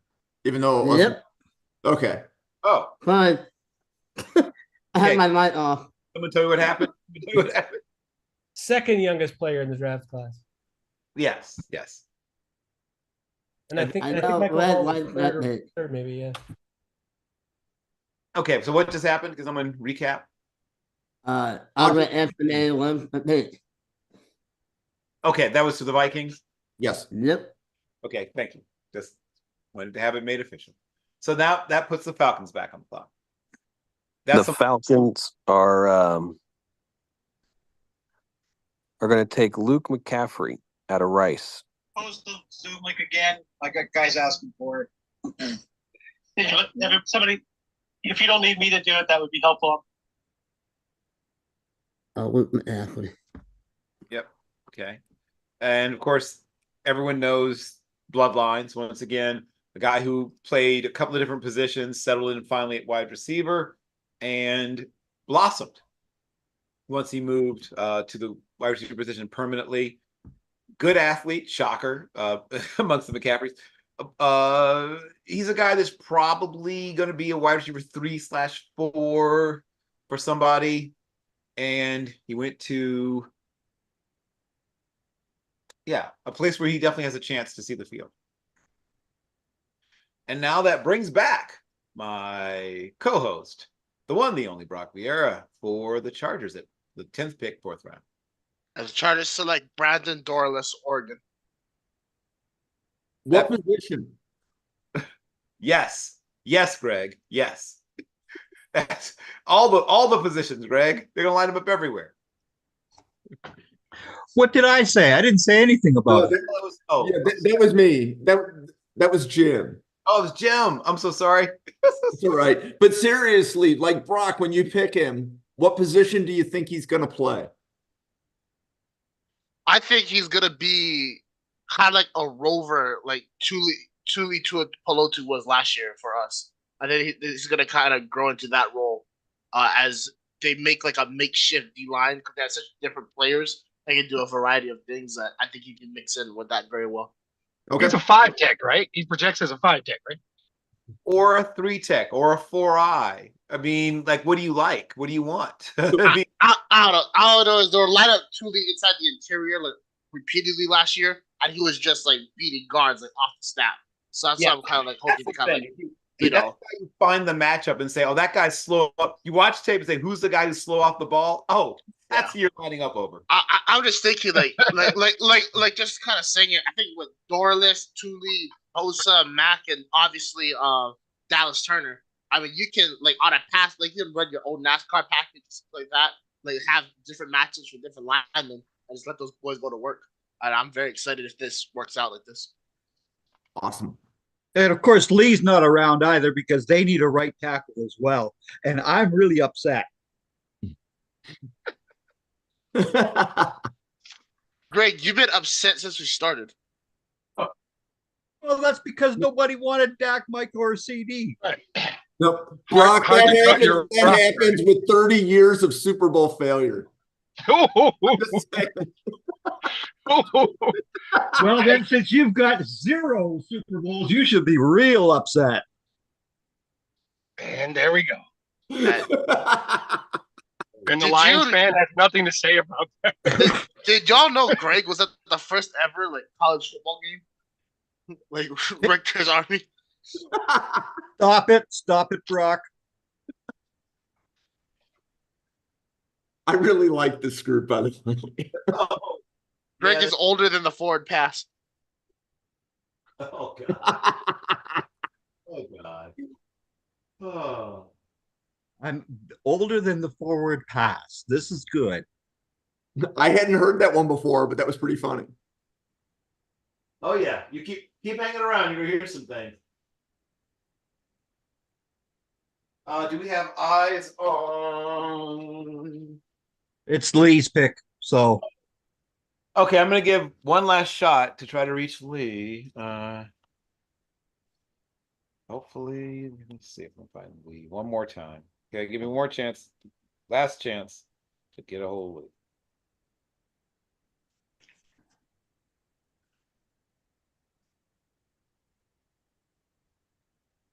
We all agree it's like 4 a.m. in New Zealand, right? Yeah, it's some crazy time, exactly. But we're gonna check. All right, just making sure I didn't. Okay, let's see. Lee.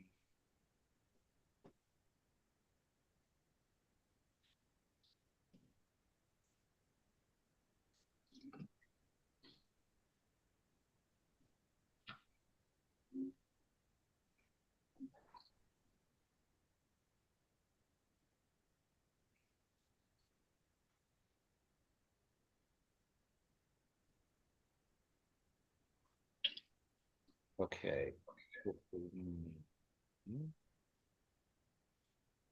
Okay.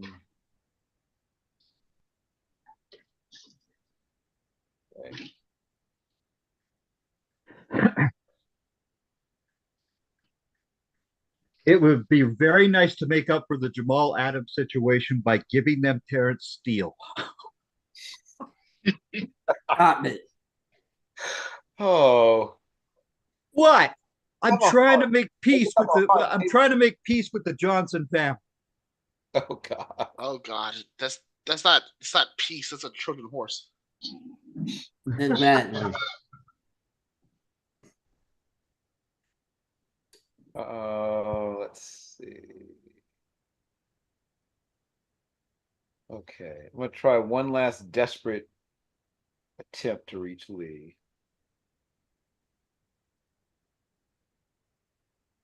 So, like, do we honestly think the Jets are going to be good next year, or like, how do we feel? Because I'm not fairly confident in this Rodgers. And this is why they need Terrence Steele at right tackle. Okay. Oh, here we go. Jesus I Christ. will make them lose. That's that final piece, Greg. That's the piece that pushed us over the. Yeah, That's right. That's This the is guy. the piece. It's Terrence Steele to the Jets. That's the one thing they were missing, Greg. They just needed Terrence Steele. Exactly right. Look at their draft. Look at their draft. Yeah. The Jets. They need. When they're hoisting the Lombardi, we'll look back on this moment and say that was the thing. That was the final piece they were missing was Terrence Steele. Yes, it is. Brock, you could make the argument that Aaron Rodgers was the league MVP because as soon as he went down, the Jets really looked bad. Oh. Right. Like, so my opinion, like as a Bills fan, I'm more worried about what the Jets do than what the Dolphins do. Yeah, but we can't really say that because we don't even know if Rodgers was good, because we never really got a chance to see it. So, like, what if they were just asked from the jump, and we just didn't get the opportunity to see that from Rodgers as the quarterback? Well, that's what I mean. So from my standpoint, the Jets are going to go wherever Rodgers takes them. So if Rodgers has it, my opinion is that the Jets are closer to Buffalo than Miami is. Now, Miami a tad bit outrageous, but without Wilkins, I'm less worried about Miami. Miami lost a lot of players that were in the prime of their career. Everybody Buffalo lost was over the age of 30. True. Right? Whereas Miami lost players that were significantly younger and part of their core. So I don't want to talk about the damn Dolphins because they don't have a 4th round pick either, and they needed a damn right tackle. Yeah, but at the same time, I felt like Buffalo's defense is like kept together by like duct tape and a prayer for the past 2 seasons. So you're really about to like reap what you've been sowing. No one else has heard from Lee, right? No. Okay. No. Well, I did. Go ahead. They're getting Cade Stover. Ah.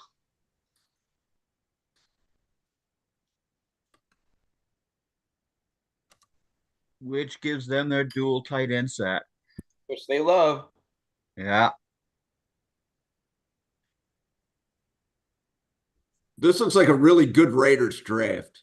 I'm liking seeing that's an impressive draft right there. I think Al Davis just haunted their front office draft room. So. I appreciate it. I think it was Jim earlier who said when you're drafting for the team that's not your team, it's kind of tough. Yes. But I came into this thinking to myself, I would be remiss if I don't add some talent to the quarterback room, because as sweet as his mustache is, Gardner Minshew is still Gardner Minshew, right? He didn't transform. So all that stuff being said, the Raiders are going to take Spencer Rattler with this pick. Oh, Oh. nice. Fourth Yeah. round. See, I love Demetrius, this pick if he's I up. was still offering you Dak Prescott for your, but you go this. Well, here's what I will say. Despite, and he owns up to it. He was a pompous little bleep early in his career, and he owns up to it. He talked about it at the Senior Bowl. Got a chance to be around him a little bit and hear him interact with people, and he owns up to it. He said that his head got blew out of proportion. I will say this: he showed more toughness and maturity, particularly getting beat up that last year at South Carolina, than I'd seen his whole time in high school. I watched his high school tape, and obviously I watched his entire career at Oklahoma, and he was not the same kid. Now, what I will say is he's supposed to be a dual threat quarterback, and he tested not quite as well as like Kirk Cousins coming out. So I wonder about that dual threat thing, but he's a tough kid with a good arm. And if his head is now indeed screwed on right, I think he has a chance to be a worst case scenario, very high end number 2, and a guy has a shot to be a starter one day. I'm counting on the idea of, hi, Spencer Rattler. My name is Antonio Pierce. Welcome to the Terradome. Right? Something like that happening, hopefully. And then your head gets on really straight really quickly. Yeah, right. I mean, it's true that he, like I said, he loves them hard and he coaches them hard simultaneously. So he's going to get a lot of love and a lot of very hands-on coaching. Sometimes almost literally. And now that can I see the interior offensive line, please? You may, sir. Thank you. I would also like to add, there was no reason Spencer Rattler should have been listed as a dual threat quarterback. Except that he's, you know. Oh yeah, no. If you don't look like Chad Pennington, you can run with the ball. Okay. And then one more thing. Can I see the corners?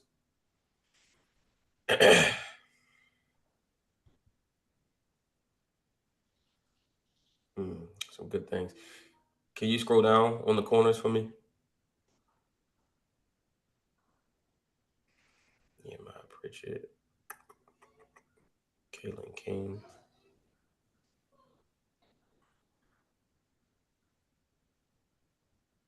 Sheridan Jones. Oh, my boy there. Okay. We're gonna take the Baltimore Ravens with pick 113 in the 4th round. We'll select Mason McCormick, guard. You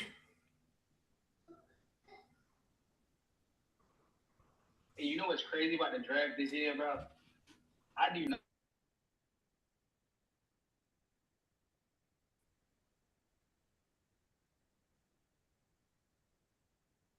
It's a good looking draft for the Ravens. Thank you.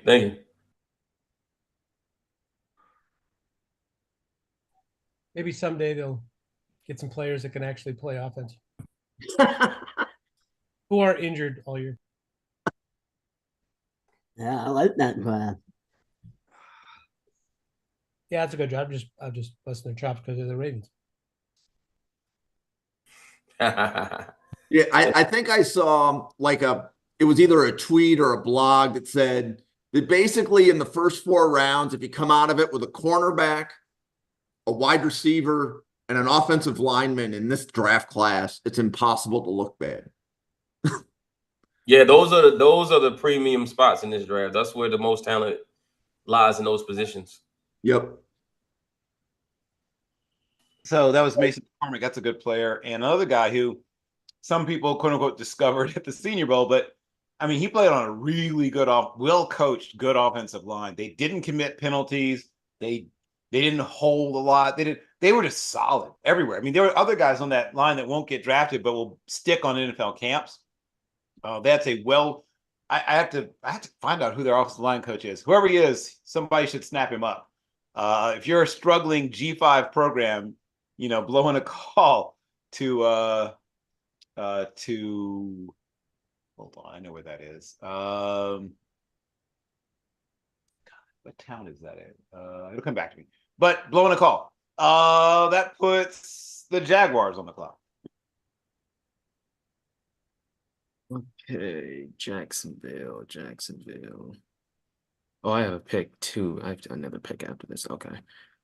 I think I'm gonna go safety here. I actually like this guy a lot. Give me Dadrion Taylor Demerson from Texas Tech. Excellent value. I wouldn't have batted an eye if you took him around earlier, but yes, this is a good value here. He was sniped. He wasn't going to last too much longer. Nope. All right, no. What hit? Yep. Oh, here's a team that loves Texas right tackles. No. Yes, they did. Dale Collins was great for them. No. Terrence Steele will be even. Come on. You don't want them? Uh, We didn't have Jonah Jackson forever.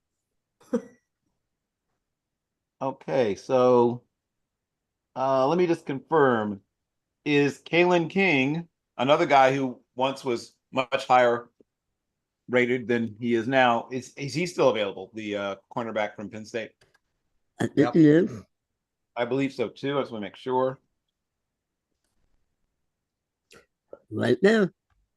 Okay, not anymore. Not no more. Jacksonville. New ball. Yes, indeed. We just gotta pick Kalen King. Okay. Jags here. Let me address this interior O line. You need the right tackle. Come on. Let me get Tanner Bortolini from Wisconsin. Yeah, good pick. Once again, a guy I feel very confident is going to be an 8 to 10 year starter. He can play center if you want him to. He can play either guard position, and like a dire emergency, could probably play right tackle. He's not athletic enough. That's clearly a joke. He's a ludicrous athlete, and he's one of those guys that will probably be used as like that sort of extra blocker fullback position, even that some teams go to in like short yardage goal line, because he moves so ludicrously well.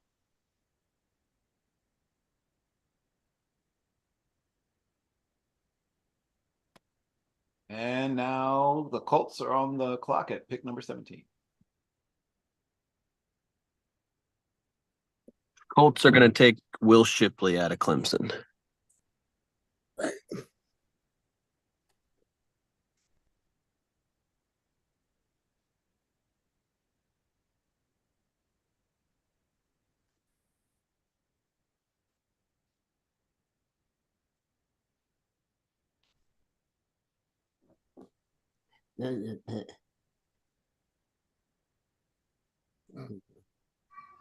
All right, that was a great pick. Will Shipley to the Colts.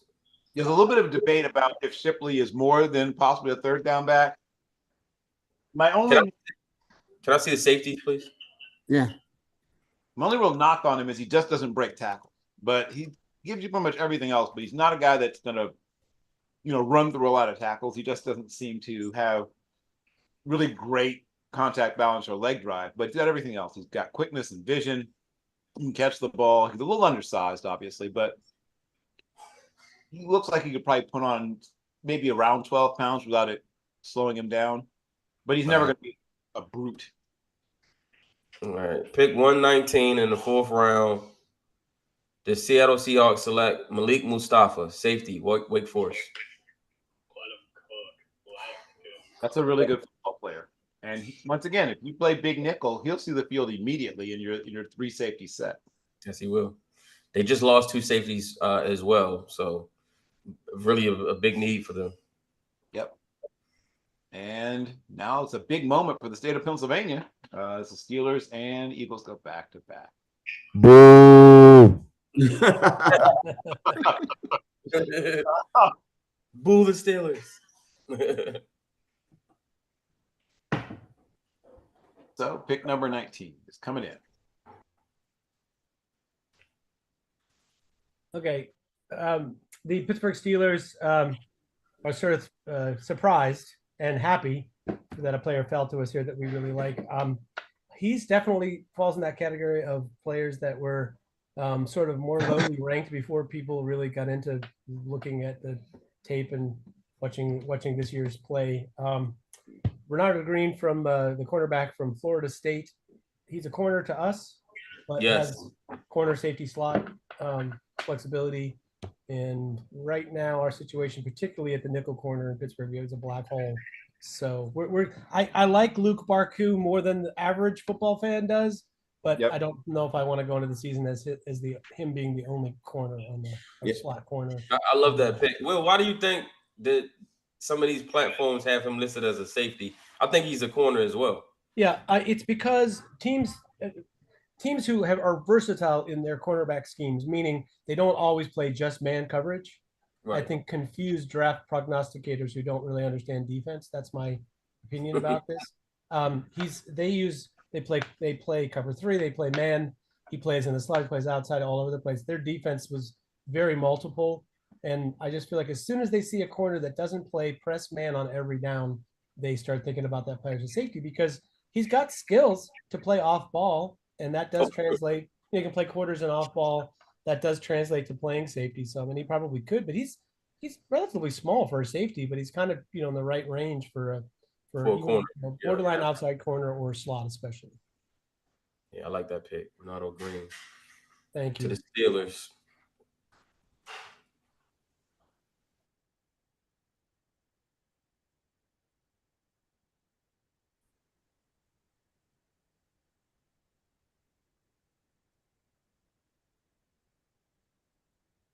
Yeah, that's a once again really good use of value, and once again fits a need. We have had people like Mike Hilton and Cam Sutton, and I feel like he'll be better than Sutton.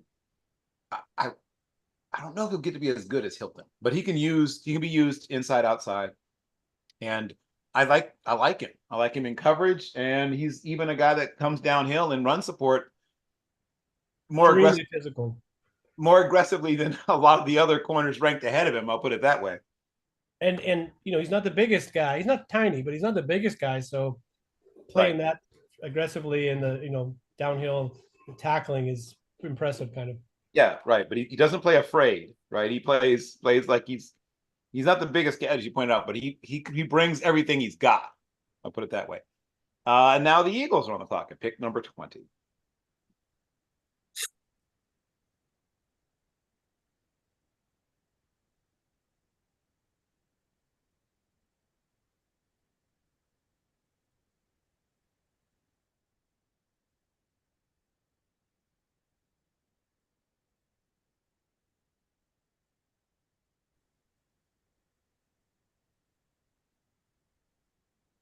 Do we have eyes on the Eagles? Hold on. Okay. He said he's making the pick in the Twitter on Twitter. Oh, okay.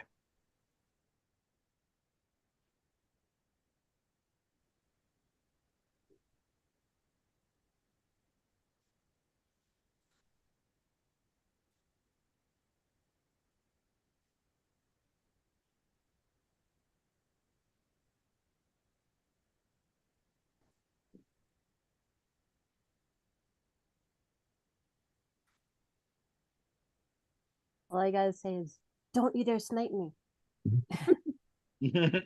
Yeah, do it. Go ahead.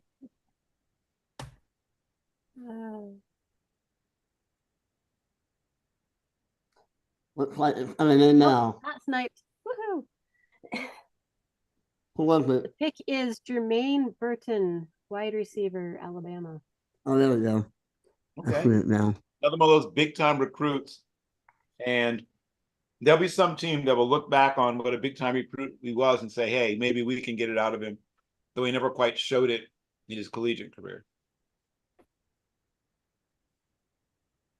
Hey, who's got Tampa? That would be Champa. Champa, baby. Tampa.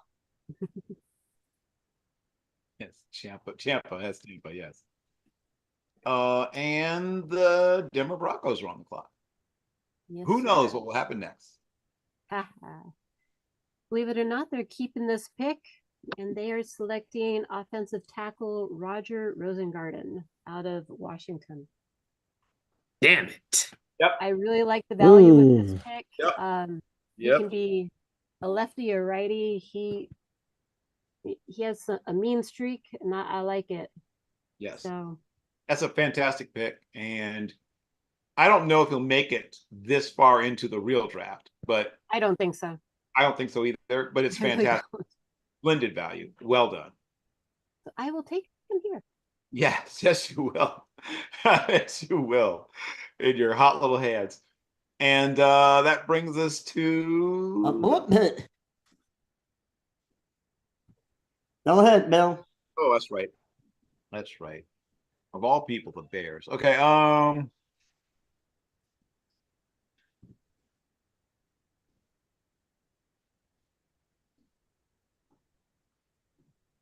see, TJ Tampa did get drafted, right? Yeah. Yeah. Okay, I was just trying to make sure. Thought I remembered TJ Tampa getting drafted.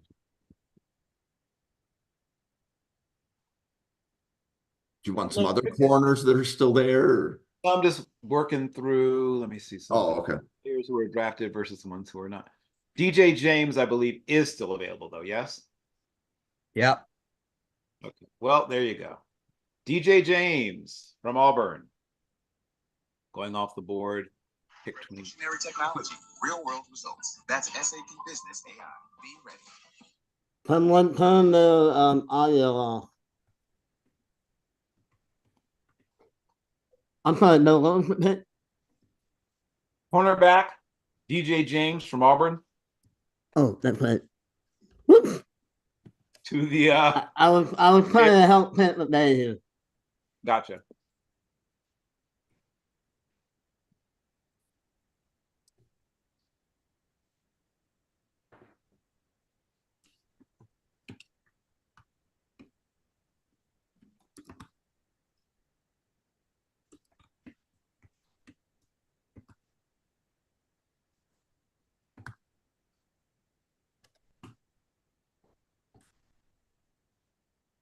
Do we have eyes on Jules? Hold on one second. I have a procedural question about tomorrow. Yeah. It says on the sheet that we're starting at 1 Eastern noon, Chicago, which has typically been the schedule, except for there was talk with Hader and Jolene the other day about moving. It'll it be back. 1 Central Time. Thank you. It just the sheet. We should change the sheet then. Yes. Thank you. Really, if you flip that, please.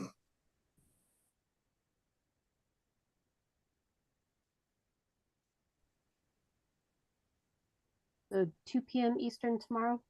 Yes. I'm sorry. I actually realized I have the ability to change the sheet. I should have just done it. Sorry. Don't touch the sheet. Don't touch it. It's Franklin. I have a great Okay, routine going. hold on. I'm hot noodles.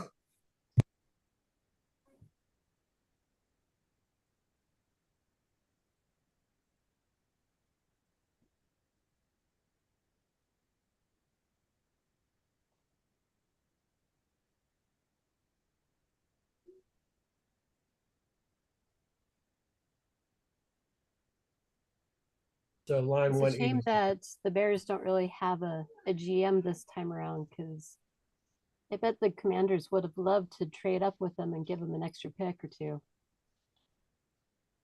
I'm sure they would. I'm like looking Very true. The Commanders are desperate to trade up right now. I'm trying to figure out the players, but I haven't seen who the Commanders have drafted. Who's the Texans pick here? Texans are up, right? Yes. Yeah, Jules, we're trying to get hold of Jules. We're gonna give Jules another 45 or so seconds to either All right, we have a pick. okay, we got It is Marshawn Lloyd. Running back. USC. Oh, I Went to like that pick. both USCs, right? You went to South Carolina and USC. I would have No, bet there's $5 only you one could say that, Bill. USC. Yep. There's only one USC. Well, What overall pick is this? So like 423. What overall pick is that? 123. 23.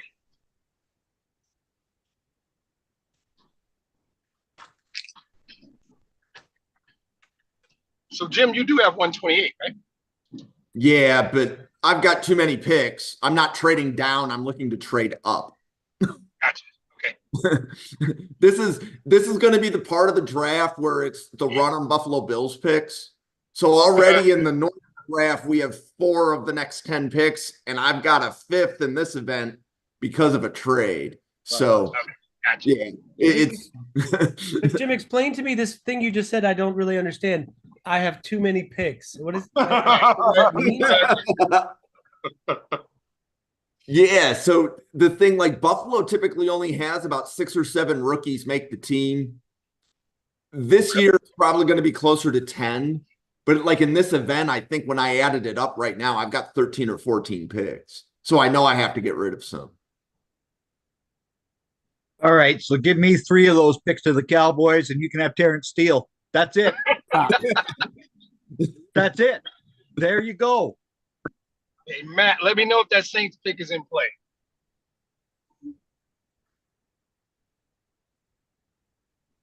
Can we see the upcoming This picks is the again? 4th Sorry. pick. Oh, I'm sorry. 431 is the Saints pick. There you go. And since Lee is on the board right here, Go ahead, that's- Bill. That's now a admin pick until he wakes up, I guess. Yeah, until he arrives with both picks. Poor guy, he loves this exercise and he's missing all his prime picks right now. I feel For bad. real. But that's why we make lists. Yeah, exactly. That's why you gotta spend it more than. I was talking like 20 times. okay, so we're going to the board because Lee is still not awake, probably. Okay, He is got unconscious. got it. Okay, so it looks like, let me make sure that there's a player that's not been selected.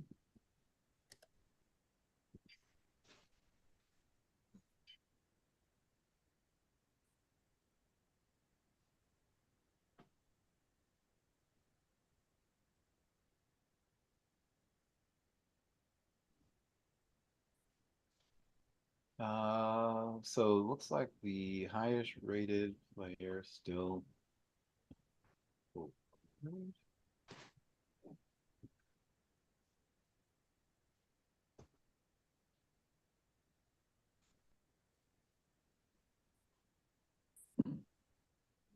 Somebody just took Blake Corum, right? Yeah. Yeah. This is about, which is good. It's about time. What about Devontae Walker? He's gone. I thought he okay. Way early. Oh, here we go. It looks like the pick is going to be Bo Brady, safety from Maryland. I like Bo Braid. He's one of my favorite safeties in here too. He's a fun player. Another guy is on my. He's not first team all fun, but he's like honorable mention all fun. In terms of just watching him. All right, and I have honorable mention all fun. Honorable mention all fun. That's like I'm sure he'd be so proud. Mm-hmm. There's a country song about that. There's a country song about having too much fun. No such thing. Buccaneers are taking Isaiah Adams, inside offensive lineman, Illinois.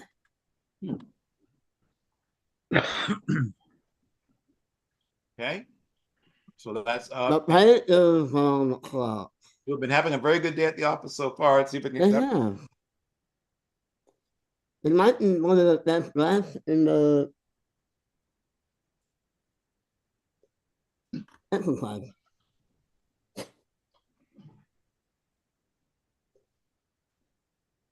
I believe that's Christian. No. That's Chambers. Yes. I believe he's with us, or is he dropped off? Nope, I'm here. Packers are going to take Brandon Coleman out of TCU. I am getting sniped. This is crazy, dude. I can't believe he was on the board still. Yeah. My friends are some of my friends who are Dolphins fans because we're doing the Dolphins are like, go get Coleman. I'm like, I'm about to take him for the Packers, so he's not going to be there for our Dolphins pick.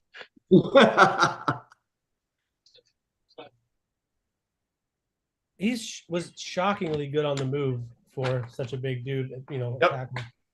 Correct. I feel like that will. I hope that will translate to guard, which is where I think he's headed. So. He's got a lot of ability to build up momentum and transfer it into the bodies of other human beings. So if he's able to, as you said, translate that inside, where things happen even faster, and that's why some guys struggle. People sort of assume, oh, it's easier to kick inside than to go outside. Well, depending upon how quickly you react to things, maybe. But some guys struggle with it because things happen so fast on the inside.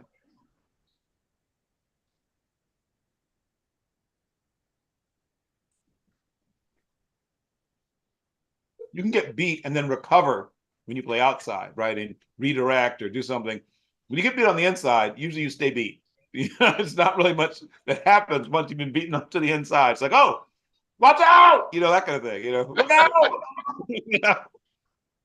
All right, we got the Texans pick. Yay! Do we? It is tight end Theo Johnson. I like that.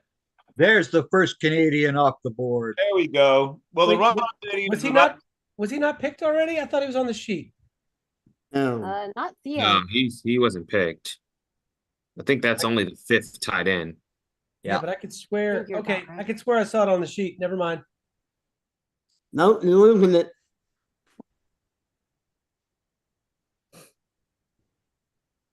Past All tense, right. lost it. You lost it. You lost it. All right, Jim.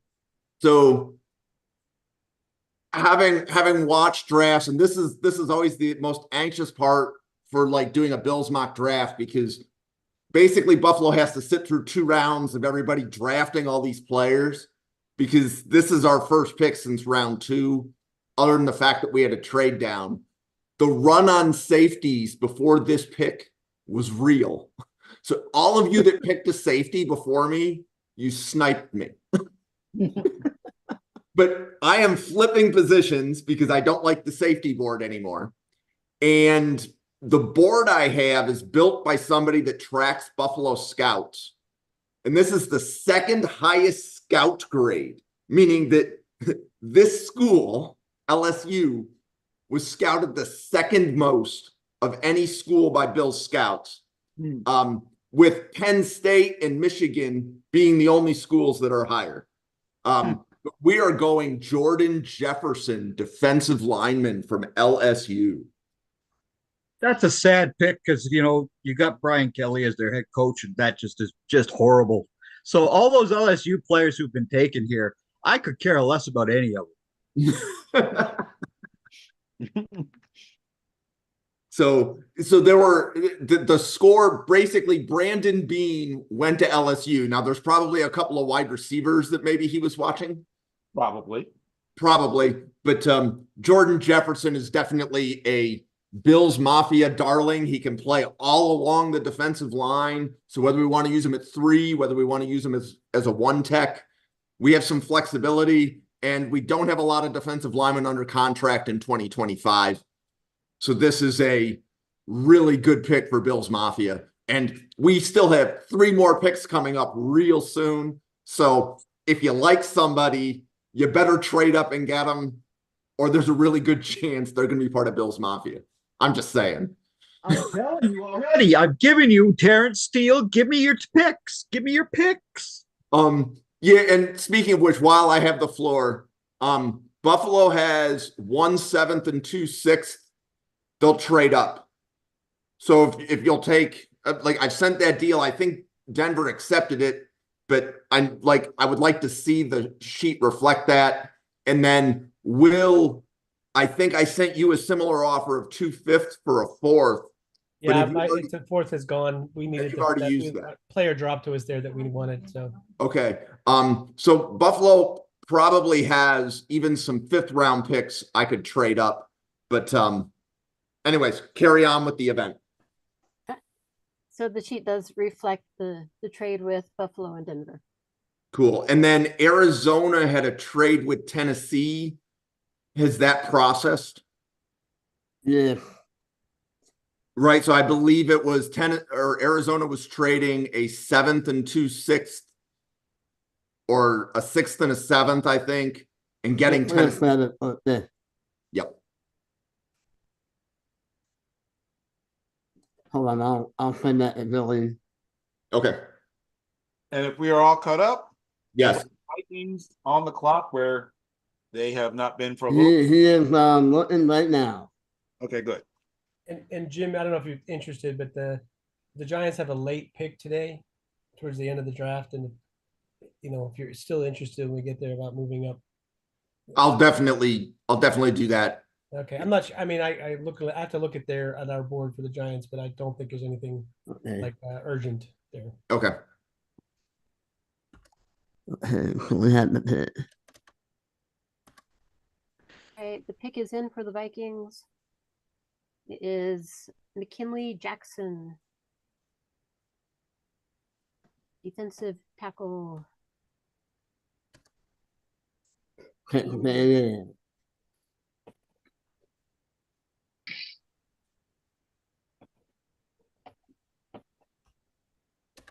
In that second tier of that position, he's probably solidly in the middle of that second tier. I could see him going slightly earlier, especially if there's a run. Or I could see people deciding all the good guys are gone, let's wait. It could go either way. And once again, draft philosophies will help to dictate. Some teams look at their need and say, okay, we need this. And some other teams are like, we got to get the best player. But that now brings your friend and mine, the draft nerd king himself, Matt Hayes.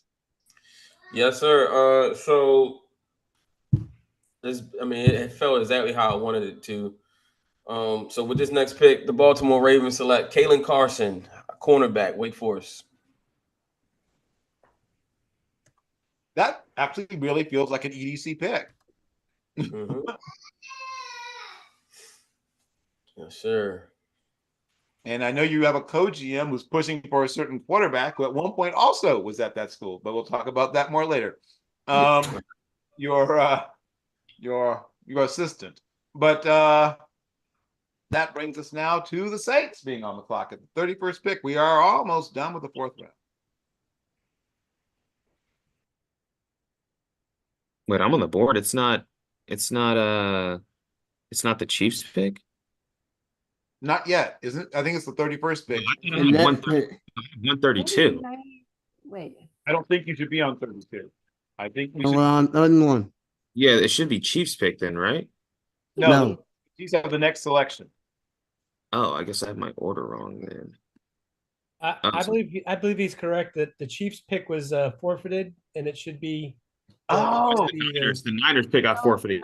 Sorry, the Niners did. I'm sorry, but it should be Chiefs pick though, I think. Sorry, I'm looking at the sheet. The sheet says it's the Chiefs, I think so. Yeah, the spreadsheet says Chiefs. Hang on, let me look at the real NFL.com order. Let's It doesn't matter. real quick and then confirm. Oh, interesting. This area was rearranged after that the pick was forfeited. Right. Yeah, neat. And I can tell you, keeping the draft order in a simulator up to date is almost like a full-time job. Yes, it is. Yes. So the NFL says the Chiefs have 131, but I don't know. Is 131 the 31st pick? Yes, it should Yeah, be. 131 is what we're on right now. Yeah. Because And 49ers. right now it says New Orleans has that pick. Here's what we'll do here. Because of the trade that was done earlier between New Orleans and San Francisco, that's why New Orleans is now showing here. Right, but they can't get that pick from San Francisco. No. San Francisco forfeited it. Yeah. But they do have San Francisco has a couple They down have from here, right? 32 wins. So we can take the lowest player on the board and assign him to San Francisco and then move on. Give him Terrence Steele. Give him a kicker.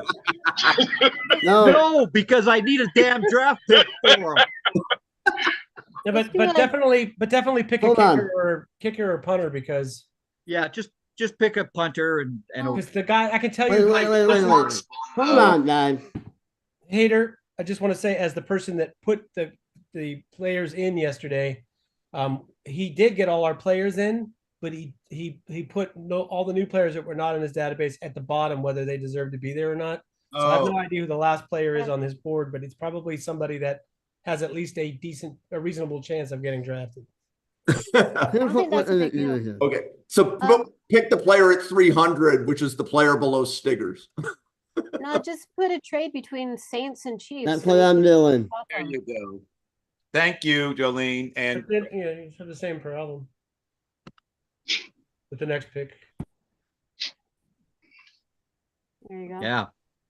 And Oh, I'll check to make sure that we're good after that. So Buffalo has the last 2 picks in here instead of yep. San Fran. So I can just move those. That's easy.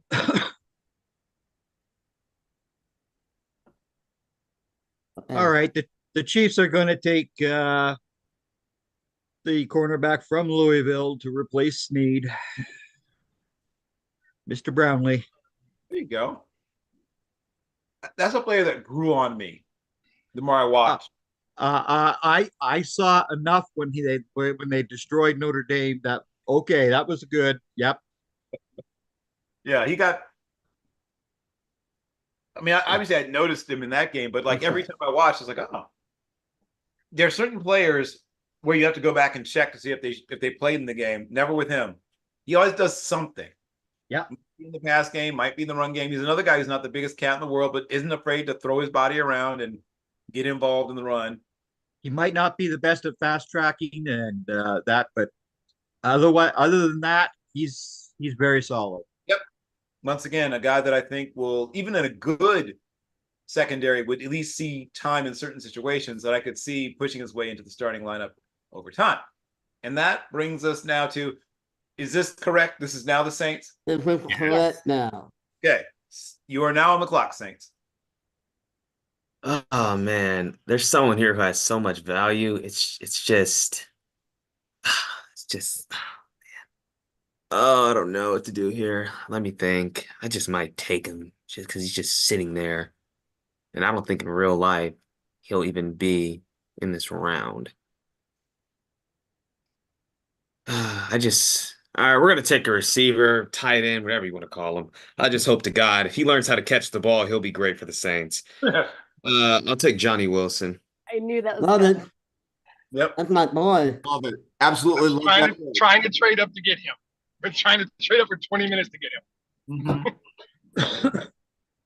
There's some size concerns with him. I'm not sure he's big enough to play outside of the NFL. Oh, really? Ran like a 4.52 though, right? Yep. 6'6". 6'7", 6'6". Right.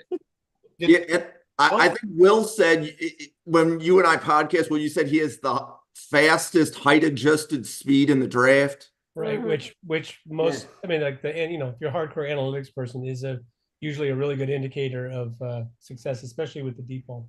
Yep. Calvin Johnson is like the all-time leader, and Johnny Wilson is not that far behind. Not that far off. My questions are the questions we have.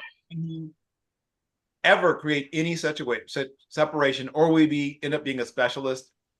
That's the question. If you can become No, who I see? I see another Bennett right there. You got to put some weight on him though. Right, Yeah. if he is playing tight end, which is a big if. Well, he can play all over the place.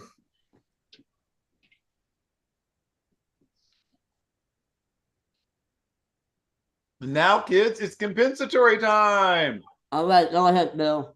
Oh, that's right. It's lethal, which is me, sort of. Okay. Is Jerrion Jones from Florida State still available? I believe so. Not anymore.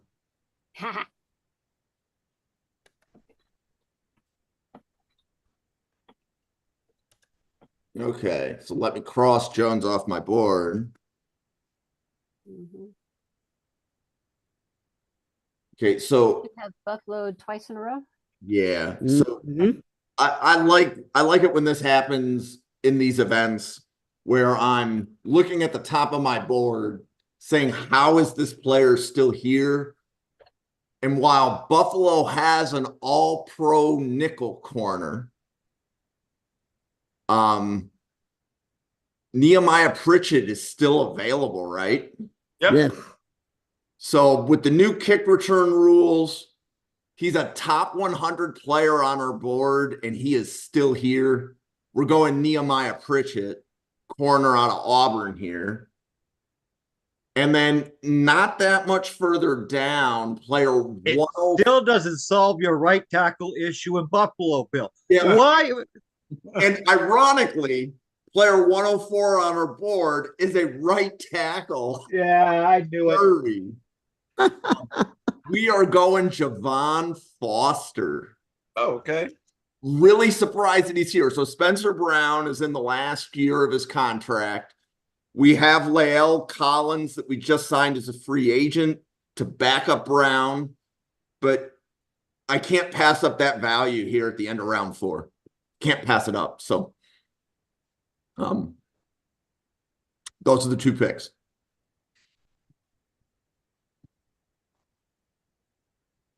Those are both very good picks. Thank you. Do people also like a recap of round 4, or do you just want to plow into round 5? We want to just go. We want to go. Okay, you know what? I agree. Let's plow into round 5. We'll recap. Let's just go. Yeah. Okay, so Denver Hater, on the can you clock. scroll Let's up just deal I missed. a touch. I need to see that. Right there. Thanks. I'm gonna zoom in just a little bit. I'm good with that, but I got caught up typing trades.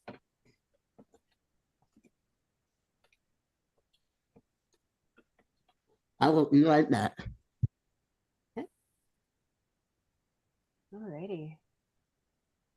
Yeehaw. 5th round. Okay, so Jolene, you got way too many picks coming here for the Panthers in a row. You need a right tackle.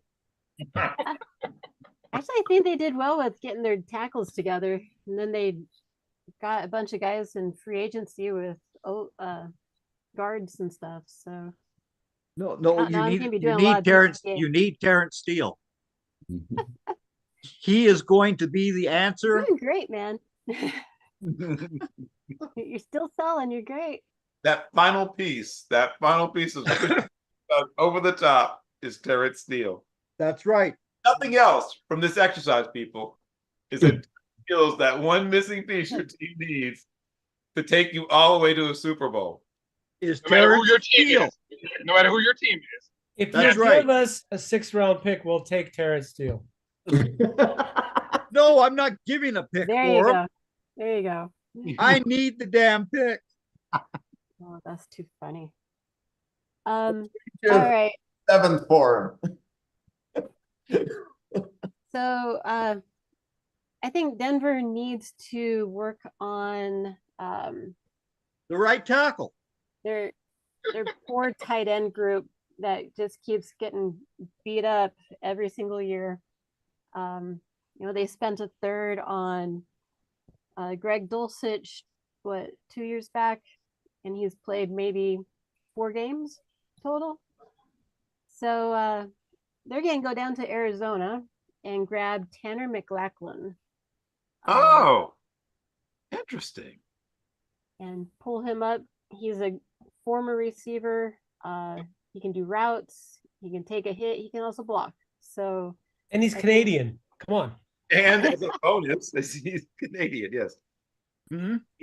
He's like if Devin Funches embraced being a tight end and was white. Was he the transfer from BYU, or am I thinking of a different tight end? Yeah, I think it's a different tight end. Never mind. Different tight end. So, and by the way, on the clock, this is pick and go. So. Yep. FYI. Right. Patriots. Who has the Patriots? Me. I am taking Walter Rouse, offensive tackle, Oklahoma. There we go. Another guy who at one time was one of the top players at his position, and then some things happened. But there's some talent still left. Okay, cool. And here's something I feel like I've said a lot. Arizona is on the clock. Okay, give me a second. I was crossing something off. Okay. Hey, excuse me. What was the Patriots? The Patriots. This is the Patriots, not Arizona. No, what was it? You're talking about Arizona's pick? This is the Patriots pick. Yeah, they just pick. What was the pick? Walter Rouse, offensive tackle. Oh, Okay. Yeah, by way of Stanford, Oklahoma by way of Stanford, yeah. I wanted to make sure I knew who Arizona had picked before I. Right. Understood. Oh, I remember what I was going to do. And it took me a minute to jog my mind as to what their team needs were. Okay, I got to go check my board. Okay, no problem. It's going to be a quarterback, probably. Joe Milton, quarterback, Tennessee. Oh, wow. Okay. When it happens there now. we go. This makes way more sense than some of the things I've heard recently. I've gotten to see Joe Milton up close, Bazooka Joe, as they call him. And once again, in terms of just raw physical talent, there's not a more physically We don't call that now. at any position probably in the draft class. But yeah, there's some work to be done there. But if you can turn him into something, you know, congratulations, because there's a lot to work with. It hasn't happened yet, and he's an older prospect. Bo Limmer, IOL, Arkansas. There we go. A powerhouse. That's a powerful. Woo, Big Suey. You got it without trading up. Good for you. Yeah, he gets it done. That's a guy who, all those classic sort of cliches about tough guys, you know, phone booth, knife fighter, all that stuff. But it fits with him. And now I'll tell you, I've been trying to trade up for the last like 30 picks to get him. I don't know how he fell this far. Well, guess what? Sometimes the draft gods smile upon you.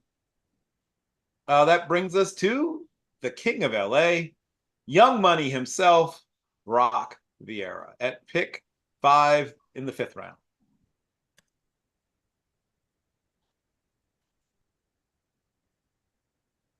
Come on, after that introduction, he has to be there, right?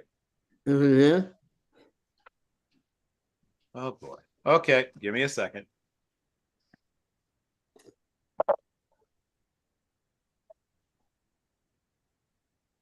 I'll find him.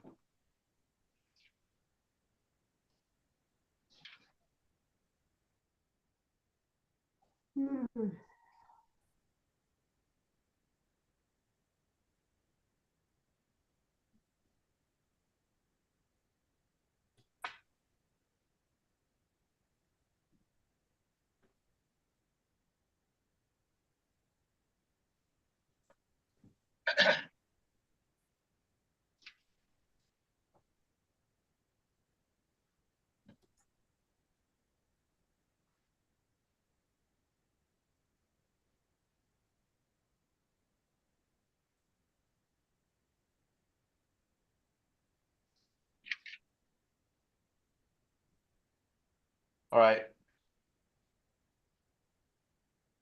That was more from him? Okay, no, he's in. You should. Oh, See, good. you see him? All right. Can you scroll to the previous pick? So just like the previous like 6, I know who was picked. Yep. Hold on one second.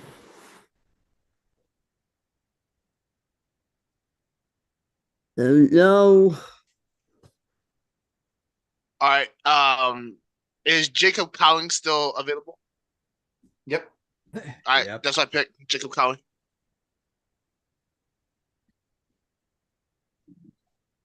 Small, quick, explosive, productive, and in a fight for playing time, but he might win that fight. So he gives them something they don't have a guy quite like him in terms of being like twitched up and like a little quick little dude.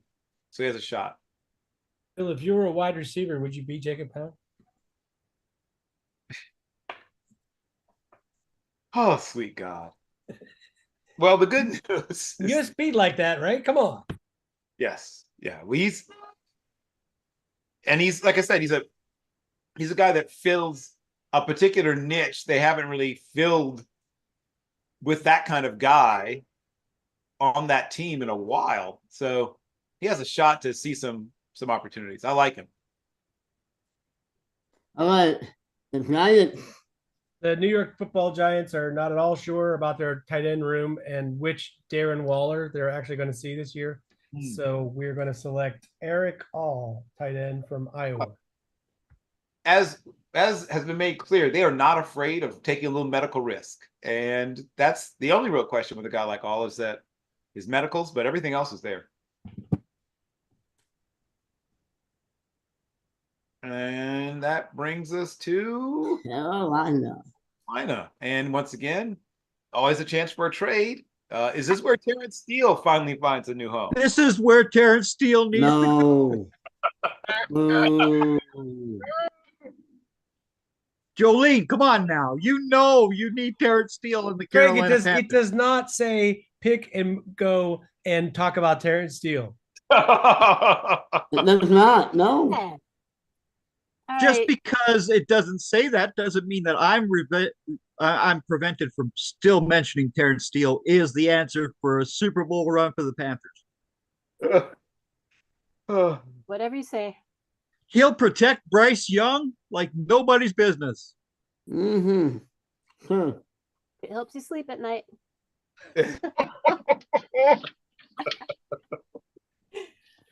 Alrighty. Okay. And the selection is in, or about to be. Yeah, man. I just want to warn you, the longer you take to make your picks, the more you'll hear about Terrence Steele. I will just caution everyone. Man. So please have your picks ready. You threaten me. All three of them. Greg, I'll trade you a future 6 for Terrence Steele just so we don't have to hear you offer the trade anymore. No, I needed this in the 5th. I love it. You've got 2 guys. You've got 2 more picks coming yourself here. You need Terrence Steele. Well, hopefully Jolene's pick will come in, and this mercifully will. So here's the first pick. We're going to go Malik Washington from Virginia. Yeah, he wasn't going to drop too much further. Nope. Another I can't watch him fall anymore. He's not Roma, obviously, but if you're getting about 60% of Roma Junse, would you get a guy like Malik Washington? Yeah, right. I'm not sure if I go that far, mostly because of size. He's my favorite wide receiver in this class. Not necessarily the best, but my favorite. And if you want to, like everybody likes to do, the next Tank Dell, there's your guy. It's true, but man, he plays with a lot of heart. Yep. He'll do whatever you want him to do. And then my next pick for these guys, I'm gonna take Isaac Guerendo from Louisville, running back. I like that pick. Huh. That's a guy that if he gets a better feel for like where the cutback lane is and stuff like that, you could found a superstar. Yeah. And low miles too. Right. He and Jalen Wright, once again, not the best running backs in this class, but my favorites, right? As illuminated, because they both have the ability to run through tackles and run away from everybody. Exactly. And I like guys that can do those two things. If you can both run through tackles and then run away from everybody after you run through some tackles, That always makes my little eyes light up, my little heart go pitter pat. And Garindo just has to figure out like seeing it better. If his eyes catch up to his body, woo, you got something. Yep. A huge Okay. Raz guy. So I'm making sure I do a pick count. So it looks like with the board that Hader's showing here, the last 3 picks have been traded, but I still have 6-9. I believe that's right. Got it. Okay. I'm counting because I have a certain position count that I'm going for at a couple places. Got it. Okay. So I'm picking one of Corey's guys. Buffalo's going safety, Jalen Simpson out of Auburn here. Oh, got it. So I know that this is one of Corey's guys from doing some podcasts with Corey, but and if you're looking for him, Hader, he's under the cornerback list on this, but he's definitely a safety. Got it. Okay.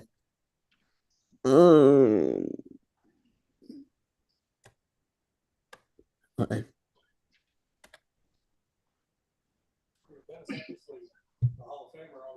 One of the more athletic safeties in the class. So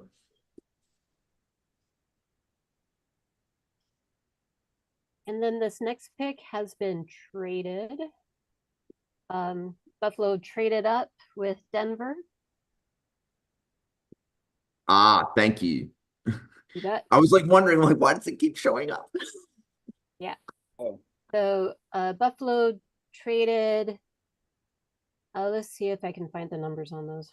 It would be the 7th and the last 2 6th, right? Right. So 6.24 and let's see, 6.28. Yep, and 728. Yep, and 7.28. Okay. I didn't realize, Jolene, you only did that when they were on the clock, like when I was looking at the simulator. So No, you're good. got it. Okay. So this pick is going to be an edge. 49 points in last night. Javon Solomon, edge out of Troy. I've seen people list him as just a straight up linebacker, which I find questionable because he's bigger than Hassan Reddick, who plays defensive end kind of sort of. I mean, DPR, designated pass rusher. And I think that's what Javon Solomon is as well. People point to his lack of length and the fact that he's, plays in the, mid 240s. But I think you just find places for him to attack. And you can kick him inside, but stand him up inside. You can kick him outside, stand him up outside. Call him what you want to call him. But the guy I've compared him to is Bryce Huff. A lot of the things I liked about Bryce Huff at Memphis, who I still can't believe went undrafted. A lot of the same things I like about Javon Solomon, and this feels like about right for him to get off the board. Good pick. I picked this guy as I just love his game. And then the running back. Wait, there isn't a trade here? Oh, no, I'm playing him. Whoops, thank you. There it is. Good catch. Good work. Thank you. I thought it was out what round it was. Okay.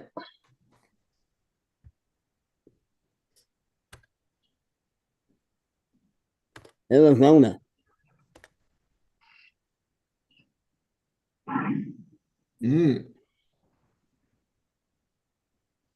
Look at that. Like I'm making 3 picks back to back to back. Okay. So what does Arizona need?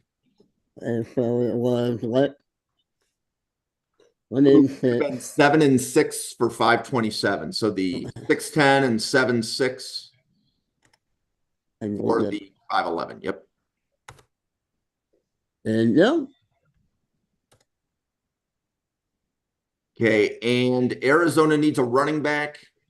And they've had a couple of running backs in for 30 visits. I'm verifying their names on my other tab.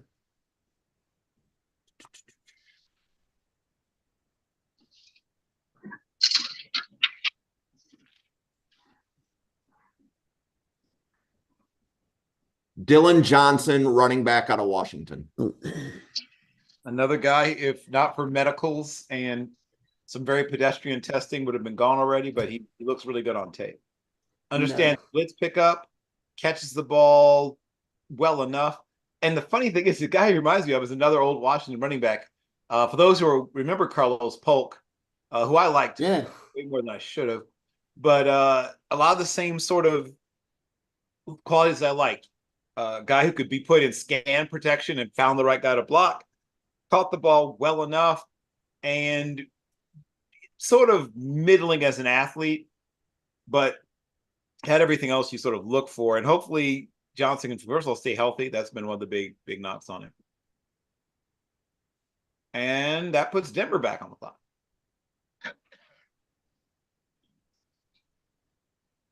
All right. Hey, Realist, you on here? Maybe. Yeah, I sent you a DM. Are you willing to give me 147 for 152 and 222? Yeah, let's do it. Okay. No way. Ha. Not you. That's 3 trades in a row. That's awesome. Baltimore, right? No, that'll be Washington. Washington traded with Denver. Washington.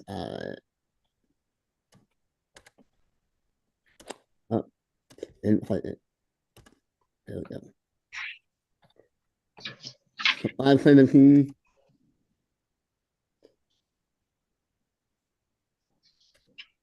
Yep, those 2. Got it.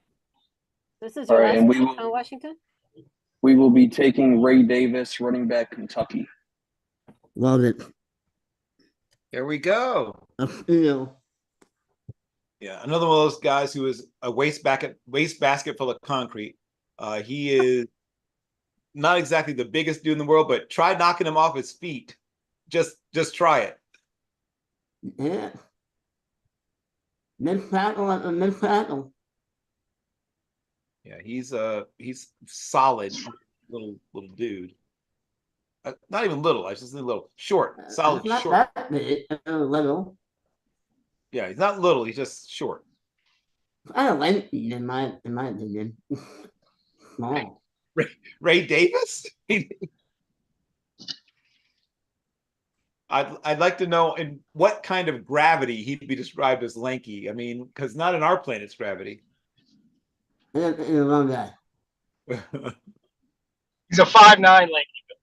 Yeah, he's not 9 lanky. He's not 5'9". I think he kicked it like 5'7" and 5'8". I'm up with the Raiders. I'm going to keep trying to build the offensive line. There's a 3-year starter, durable captain at Holy Cross, can play multiple positions up front. The Raiders take C.J. Hansen. Yeah, C.J. Hansen time. Woo! Our first Holy Cross Raider is off the board. Raider to a Raider. Yeah. Yeah, Raider to Raider. Yeah.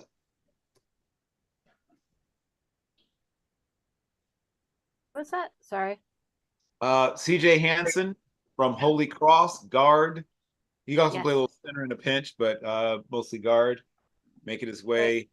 That's a guy you won't have to motivate. That guy comes pre-motivated. Yeah, he's ready. He's the kind of guy that other guys complain about practicing too hard. All right, Bill. For any UNLV fans on the chat, there is at least one. The quarterback from Holy Cross is going to be talked about for the draft next year. Is totally draftable and one of the better ones. He's playing for UNLV next year. Yeah, when you say dual threat, I mean that kid has it all. I'm so excited to see what he does in Marion's offense. Yeah, very exciting times. Yep. And that you just mentioned the name Brendan Marion. I've followed him since he was a player, and that guy's a future head coach. If you like to scout coaches, watch Brendan Marion. That guy is on the ascent. Yeah, quite frankly, he should have got the SDSU job, but we all know how that goes. We do, but his time is coming. I promise you. Brendan Marion will be a head coach while all of us here, I believe, are still alive. Will and I may, and Greg and I may test that, but I think we'll all still be here to see Brendan But Marion. after we finish the Mock-A-Palooza tomorrow, we are going to have a draft of future head coaches, a futures draft for coaches. So just tune in on the same channel. Oh, don't you threaten me with a good time. Oh, yeah, I'm about to say. Hey, admin and Bengals are on the board. Just so you Go know. ahead, Bill. Oh, that's right. Okay, here we go. Matt Goncalves from beautiful Pitt, Pennsylvania.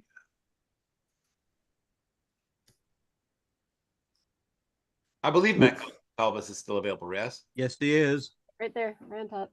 Thought so, okay. And it He's feels probably highly unlikely that he'll be there at this stage. He's probably playing on the right side in the NFL. I mean, just the draft has right tackle fatigue. Yeah. You know what I mean? It's like so many. There's still way more. There's another 10 guys. Yeah, no, you're right. Yes, right tackle fatigue is a term I don't think I've used before, but I may start using it now. There's a bad year, Greg, to try to unload a used right tackle. Hey, it's ridiculous. Yeah. Nonetheless, a turnstile at that. The Saints need a right pick tackle. 166 for Terrence Steele. What's that? Would you be interested to pick 166 for Terrence Steele? I mean, I just wonder if you're interested. I'm not offering it. Oh yeah, see that's lovely. Aw. That was awesome. Government, you're on with the Saints. Yes, he is. Okay. I think I'm looking at edge here. No, you need Terrence Steele, man. Come on. Between two people here. One played with somebody who was already drafted, and one I'm shocked is still on the board still. I feel like this one plays the more traditional.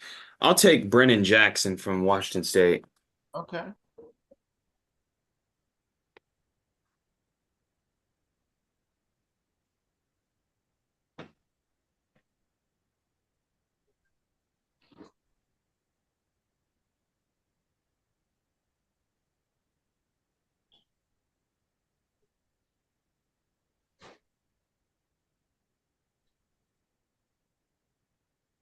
All right, I have the pick for the Colts. All right. If I can. We will take it. All right. Colts are taking Braden McGregor from the team up north. That is exactly the way to say that. that is perfect, Jolie. That makes it sound like they're from Canada. Oh, I mean, part of it's pretty darn close, you know? Yeah, part of it is very dark. You can literally drive a very short distance from the two places in one area. Yeah. I remember taking a group of young people, shout out to the National Endowment for the Humanities, many years ago to the Shakespeare Festival in beautiful Stratford, Ontario. And I didn't realize just how close and easy it was till we went over. It's like, oh yeah, we're here. Yep. I mean, these are two separate countries, huh? Huh. All right. Except for the easy access to poutine, it was hard to tell any difference. I had coworkers when I lived in Michigan and worked at Ford. The people that lived in Windsor had a shorter drive to work than I did. Right, exactly. Other than the fact that they had to cross the border every day, their commute was 10 miles and mine was about 30. Right. Yep. It is. Yes. All right, Broncos. Broncos. Go ahead. Right. Broncos are staying put, believe it or not. I'm shocked. So they had this conundrum because of Justin Simmons being cut. And and that safety room is always beat up. I think one starter has actually played. No, scratch that. None of the starters have played a full season. Oh. So I am gonna take Tyke Smith from Georgia. Okay. This is about the right I'm place. surprised that he's still on the board, honestly. Yep. This is good value. He could have gone easily around earlier. So yes, this is good value. And that now brings us to our friend once again, government, back on the board with the Jacksonville Jaguars. Give me 1 second. What have I-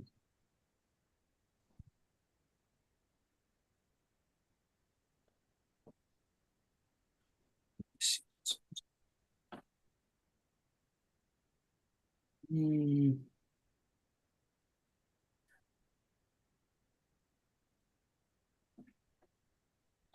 Oh, he's still on the board. Why not give him this guy? I'll give the Jags. I'll give him Jalen Coker. The run on Holy Cross players is fully underway.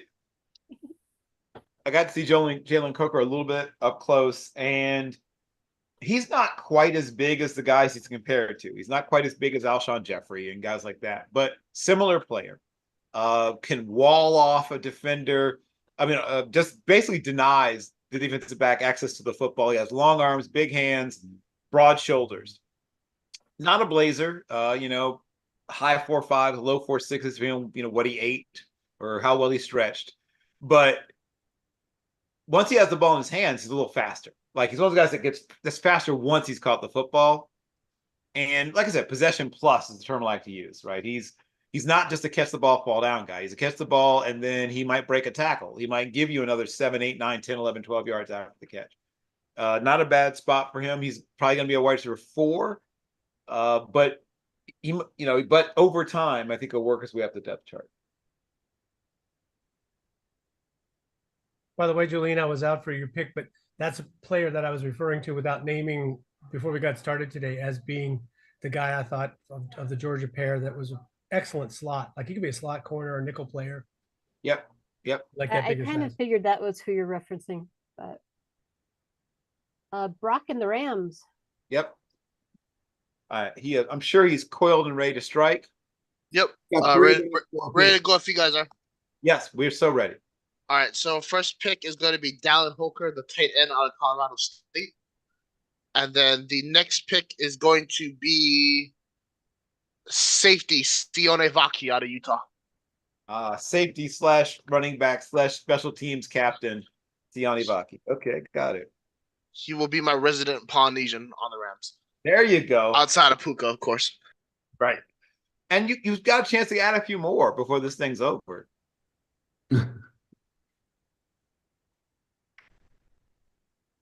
But yeah, Vaki is a once again another guy who's like second team all fun team, a guy that shows up on tape some kind of way every time you watch. Was he just one of the last out for the honorable mention of the all fun team, or he's second team? He's a second team. Yeah, he's not honorable mention. He's a second team all fun team. God. But he shows up. Cleveland Browns are going to select Liafu from Notre Dame, the linebacker. Okay. There we go. Once again, need kind of intersects with opportunity there. He should see the field, at least in certain packages.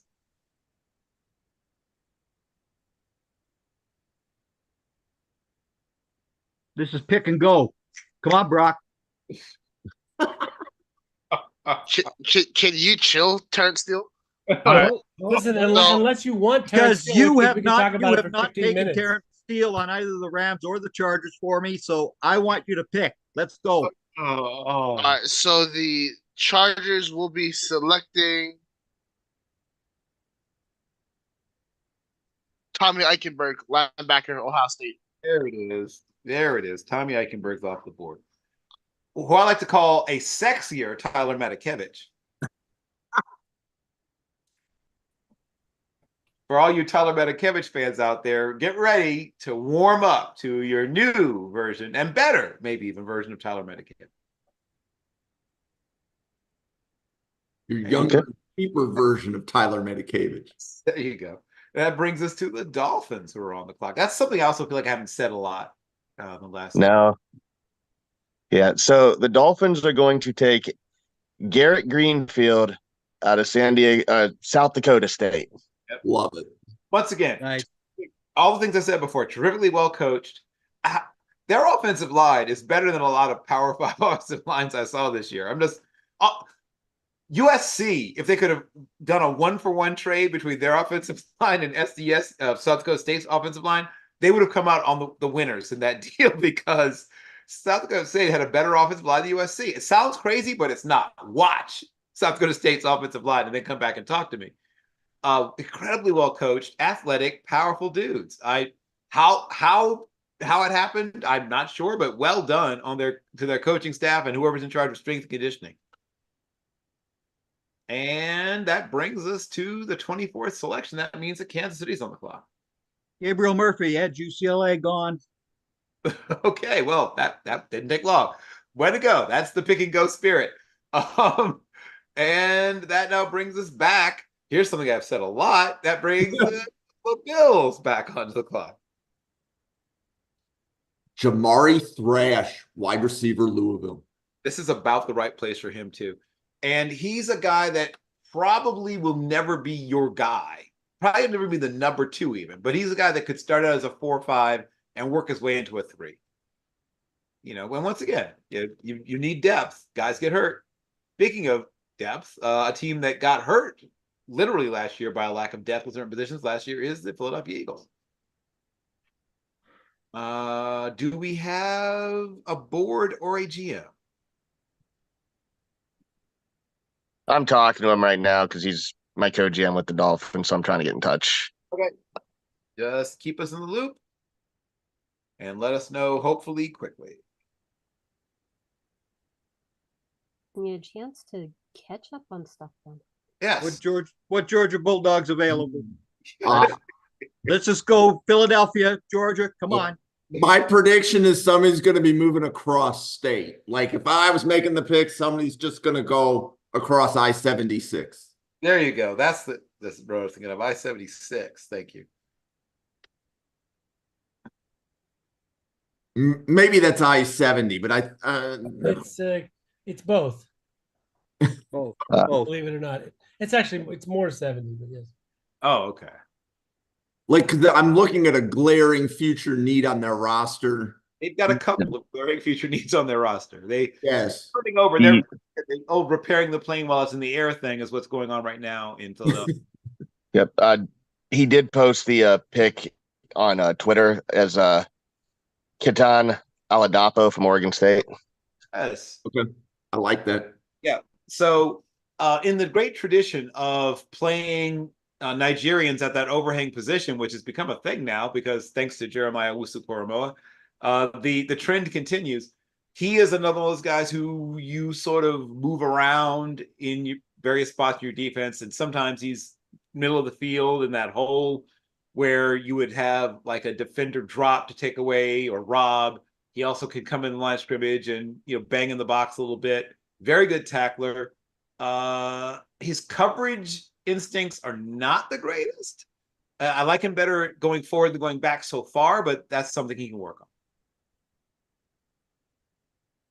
And that brings us to the Arizona Cardinals on the clock. Another thing I've said a fair amount. So they haven't done offensive tackle. I'm looking at making sure I know who I've drafted. Okay. Cardinals are going offensive tackle. Matt Goncalves. No, you're not. No, you're not. He's already taken. Gonzalez is already taken. Oh, okay. 49. Thank you. I knew that's who you were referencing, but I was confused why you were suggesting he was coming. He would have been an excellent selection had he still been there, though. I thought maybe there was someone playing at Washington and Jefferson that I didn't realize was in there. I love it. Lockport, There you Lockhaven. go. Lockport. Yes, there you go. Delmar Glaze, offensive tackle, Maryland. There you go. Delmar Glaze is available. That's a guy with some athletic upside to him. Another of those guys who was a good basketball player in high school, and you could see it when you watch him play. He's got some technique stuff to work on. Another guy that sometimes plays with his hands too wide out for whatever reason. Pull those elbows in, youngster. But he's got some stuff to work with. And it's delicious at Thanksgiving. Yes, of course. Okay, and then you had mentioned about a player that did well moving forward, but maybe not so well backward a second ago. And that's who the Bills are about to take. Again, a very heavily scouted school, which is the University of Miami. Yep. We are going with the other Miami safety slash linebacker, James Williams. That's another guy who had a big time reputation coming out of high school, right? I mean, he's being compared to. There were some crazy comparisons being thrown around when he's coming out of high school. I won't even name some of the players he's being compared to. Some of them sound increasingly laughable, including the late Sean Taylor. So he is none of those guys who's been compared to coming out, but he is a guy who gives you that kind of combo player where he can walk up, play very close to the line of scrimmage. I don't love him deep middle or even deep half, but maybe he can cover tight ends, running backs in certain situations, things like that. And now, ladies, gentlemen, children of all ages, ships at sea, we have the Detroit Lions. The people's champion is now on the board. Ladies and gentlemen, the one, the only Demetrius Burgess. After that, he's got get off mute first. Yeah, I loved it. Appreciate it. Lions need some bodies in the wide receiver room. You like bigger bodies? Project maybe. Jordan Whittington out of Texas. Yeah, right. The other Texas receiver. Okay, yeah. That's a guy who, once again, shows up at least once per game on tape. While there's some things, would you like to see him snap off his routes more crisply and things like that? Sure. But there's stuff to work with there. Yeah, that's not a bad pick.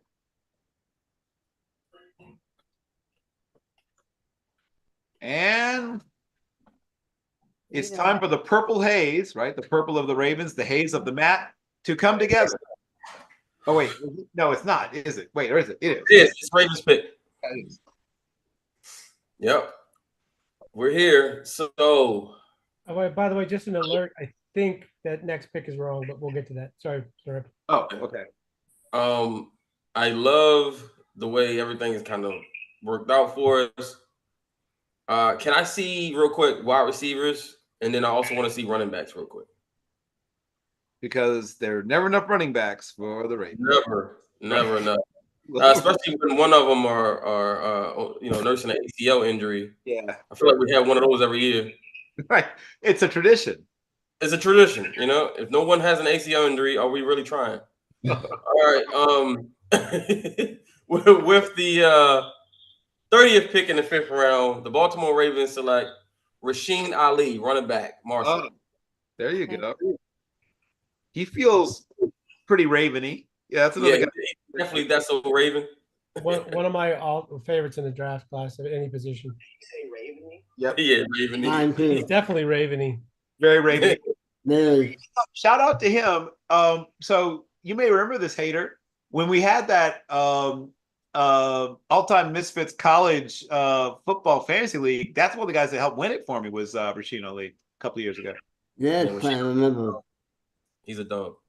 He's a dog. Yes. So I believe this next pick should be the Giants, but let's confirm that fact. It says Carolina right now. In the process of confirming. Okay. My sheet says Giants as well. Yeah, so trade like a future 7th from the Giants to the Panthers for the pick. Can somebody tell me, hang on, what is the overall pick number here? 173. Is it really 173? No, it's 166. Yeah, 166, right? Hold on, because I'm looking at the actual NFL thing. Yeah, 166 should be the Giants. Yeah. It came from the Panthers. It was originally Panthers. Yeah. Yes. Or from 49ers through the Panthers to the Giants.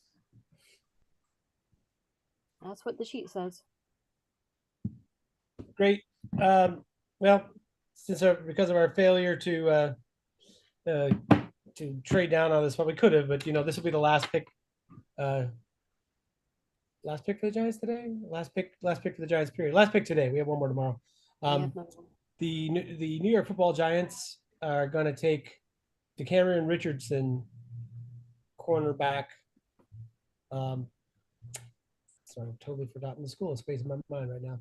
Mississippi State. Mississippi State. Thank you. I knew it was either Mississippi State or Texas A&M. They kind of look the same and start blending together in this draft. Right. For sure. But that's a pick for the Giants. They need a man corner with some size, and feels like a guy that fits what they like to do.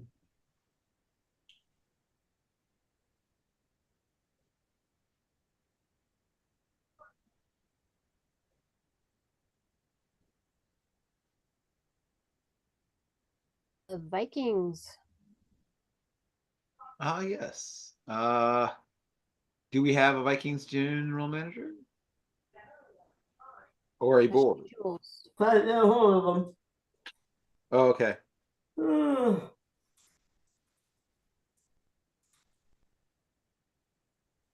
Yeah, I don't have any contacts from him right now. So. Okay, well, Hater's working on it. Let them know they've got a minute and 30 seconds, Hater.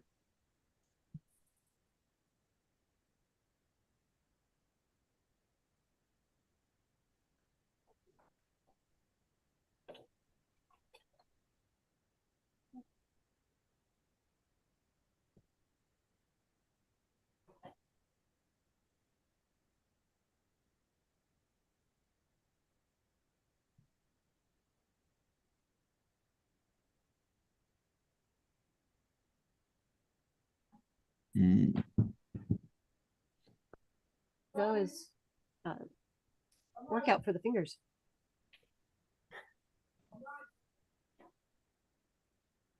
Okay, they've got 30 seconds, Hater. All right, let me get one bit. One bit here. Says No answer. Oh, okay. On are Twitter, we gonna? Can we make recommendations? Well, I can tell you who they're about to get, but you can make a recommendation if you like. No, if you've got it, then you got it. It's going to be linebacker Tyrese Knight from University of Texas at El Paso.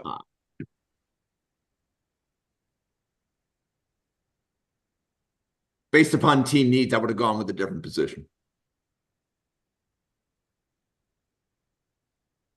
Well, that's what you get for not showing up. Not my team. Not my problem, right? I didn't mean you. Right. And there's another board pick because this is Lee. Oh, okay. This is San Francisco. I mean, New Orleans. Right. Yeah. Let me just confirm. Brendan No, Rice. it's Melbourne. It's Melbourne. Brendan Rice went in round 2. Oh, okay. Good God, he went that early? Okay. That's what we said on our podcast last night too. But he is one of the few true X's that's available, so I can see why he would go early. Yes. Yeah. Like I said, I like him, but that seems a little rich to me. Government. Okay. Where do I want to go here? Give me a second.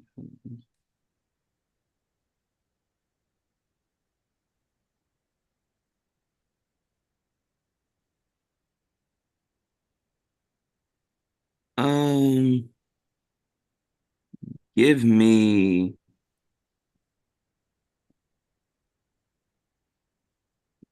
Kamal Hayden from Tennessee. Yeah, that'll work. Whoop.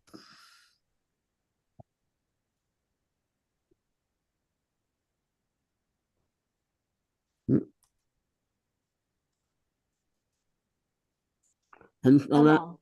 K-A. Kamal Haddon. Oh, Haddon. There you go. I heard Hayden. All right.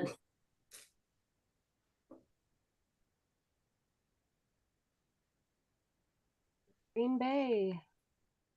Okay, Green Bay is going to take Michael Pratt, quarterback Tulane.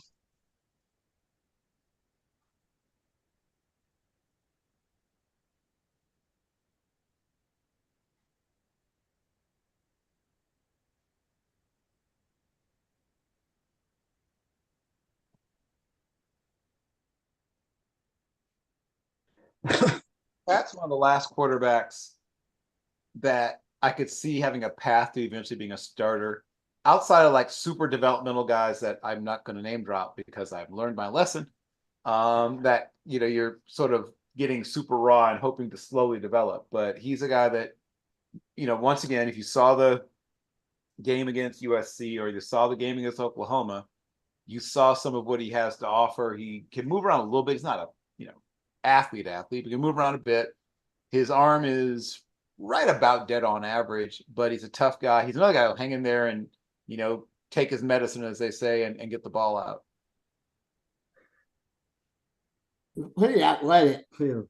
Yeah, he's like I say, he's not a freak or anything, but he can move around. I mean, more athletic It's than not like a freak. Vince Rattler, who for some reason was listed as a dual threat quarterback. But again, we To know. me, he's more athletic than Rattler. Yeah, I just said that, right? The only reason that Is that Rattler what I'm saying? as a dual threat quarterback is, well, there's reasons. We'll get into it later. And is that government back on the clock? Yeah. Oh man, I know what reasons you're talking about, Bill. Oh man. I think we do. Okay, so government, it is now your turn to shine. I'm gonna give them a okay. So Michael Pratt just went. Okay, I'm gonna give the Saints a linebacker here. Greg might like this one. I'll give him J.D. Bertrand from Notre Dame. Very nice pick. Very nice.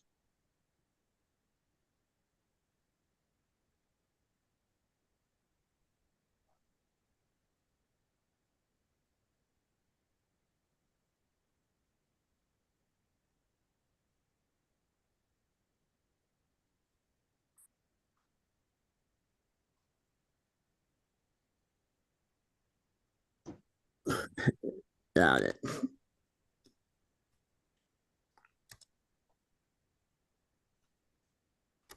He just texted it in. It's Matt Lee, center from Miami. Got it.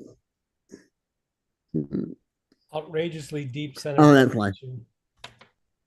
I mean, like, what is he, the 7th or 8th center taken? Maybe more? He can play.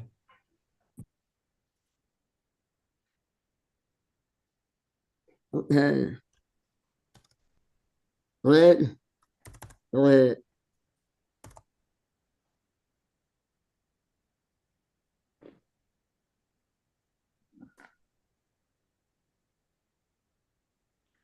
Kansas City Chiefs are going to take Isaiah Davis, the running back from South Dakota State. Run on Jackrabbits continues.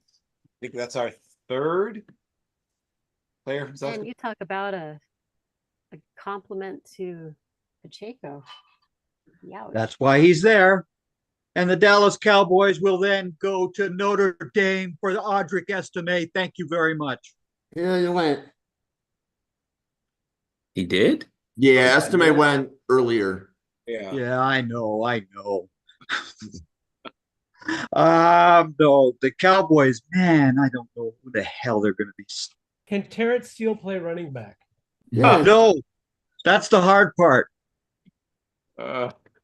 And they took I don't know. They did throw him once though, didn't they, Greg? I seem to remember he has like at least one career reception. Yes, he has a reception. There you go. There you go.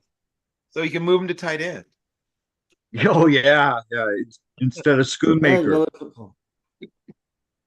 Put up the running backs for me, please.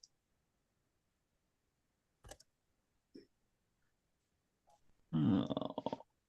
Yeah, let's go Tracy with Purdue. Okay. He is your classic committee back. He is going to be part of somebody's 3-back committee, and he'll be the number 3 or number 2, depending upon how you want to divvy up the carries. As of right now, he's the number 1. Right. I guess throw him in at slot receiver too. Good point. Good point. I guess in this case, you're right. I guess that yes. Well, there we have it. Now I believe we are back to we're going up the steps of the city hall to face the government. Okay. I think I'm gonna take a safety here. Actually, yeah. I think I'm taking a safety. Give me Josh Proctor from Ohio State.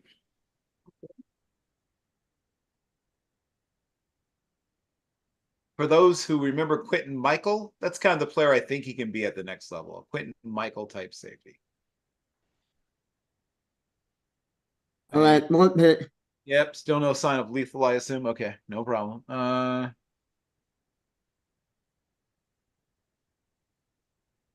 Drum roll for the last pick of the marathon today.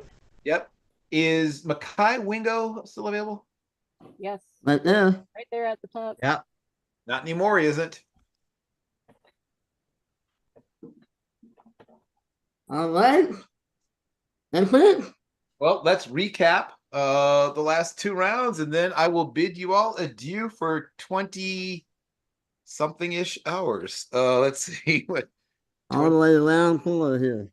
we first of all, let me just shout out everybody. We've never done this day anything close to this fast before. I usually strap in for like 4.5, 5 hours on this day. So well done, everybody. Well done. Remember when I told you, like 3 years ago, Bill? Oh, God. It's faster. Oh, God. And faster. And faster. I thought it would never end. And I love this stuff, and I was praying for death. So I can only imagine what people who aren't as into it must have been going through. And you got Hater and Jolene on your side, man. The whip is cracked. This has been. I at one point thought, do I want to keep doing this? If it goes like this, I'll do it till I die. This is great. So we're going to recap the fourth, recap the fifth, and then I will. Yeah, we're there. Oh, okay. Yes. The lovely and talented Hunter Norzak from Penn State University went, and then Swiss Army knife, sort of figure out what you're going to do with them. Team Bell from Florida State, who might, line up in the backfield, might line up in the slot, might play a little H-back, might play a little bit of tight end. Then you have Jalen Wright, who I think is, if we look back on this, and there's like a player who's become a, guy who's a multiple All-Pro, we say, wow, what a bargain. This might be the next Austin Eckler. It could happen for him, right?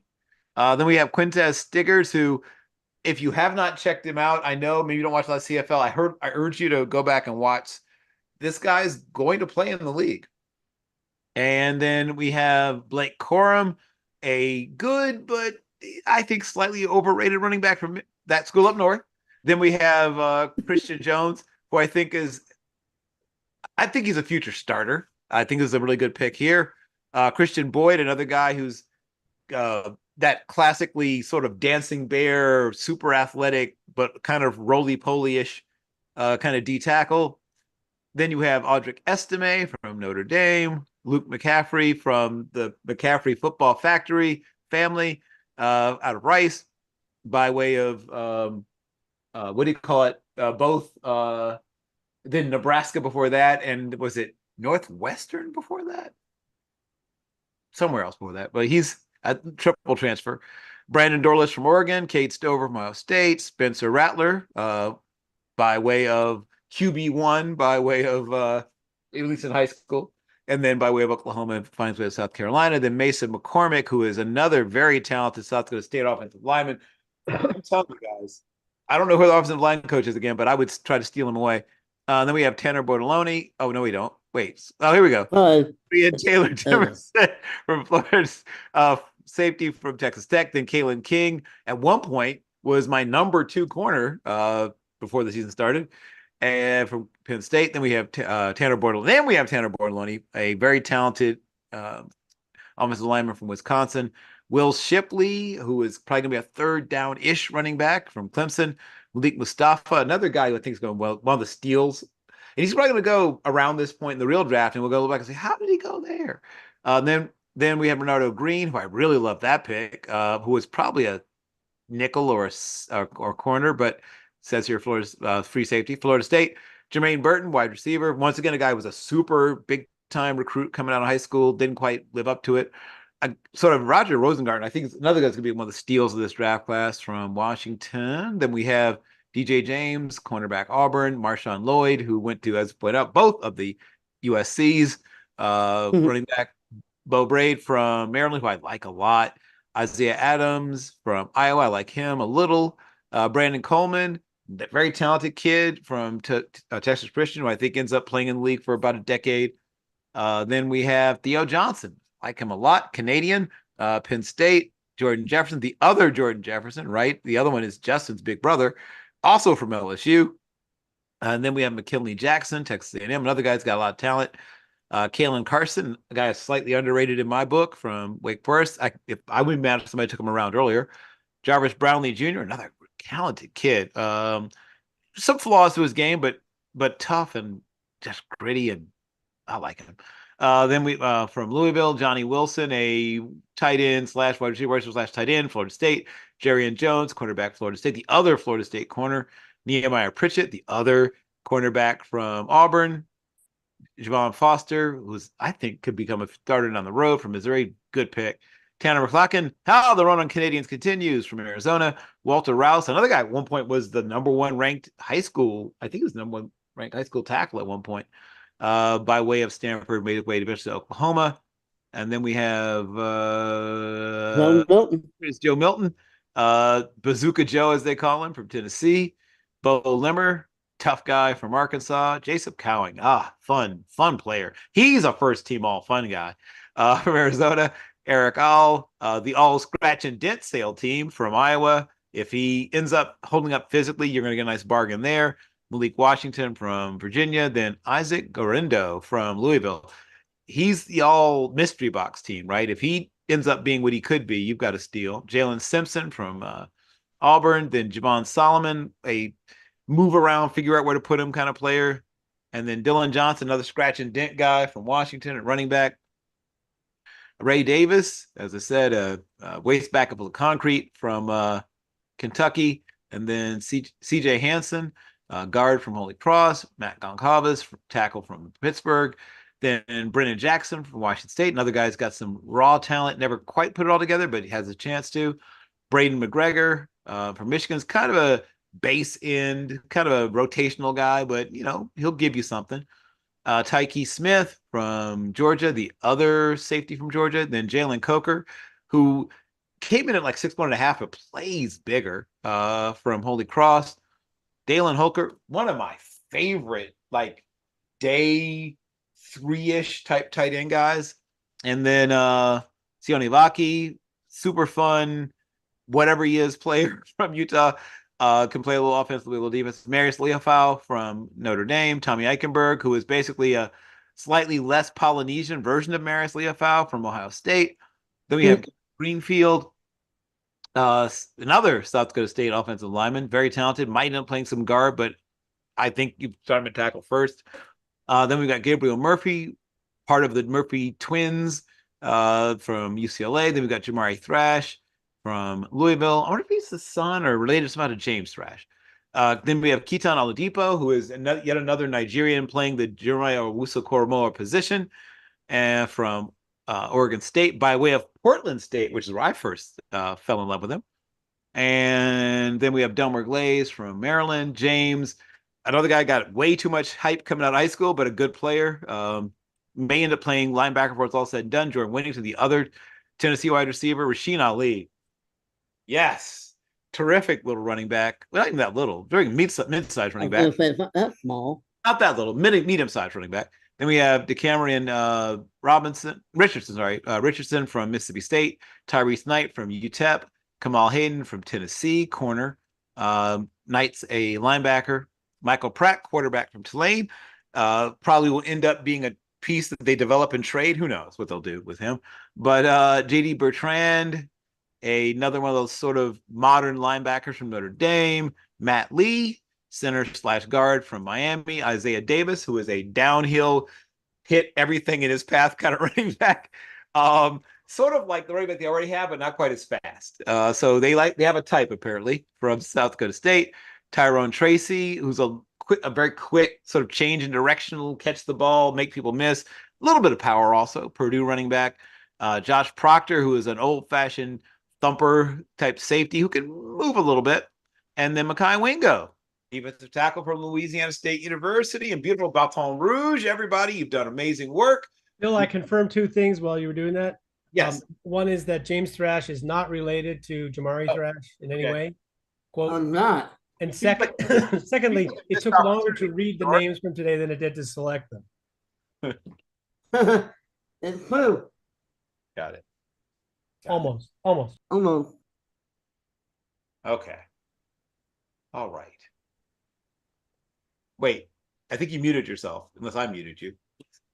Me, I'm muted. I'm good though. That was it. Oh, that was it? That's all we had. Everyone, you've done amazing work. Special thanks to Jolene and, of course, the hater himself, Chris. You're welcome. And I can't think of anything else to say, so I won't say anything else.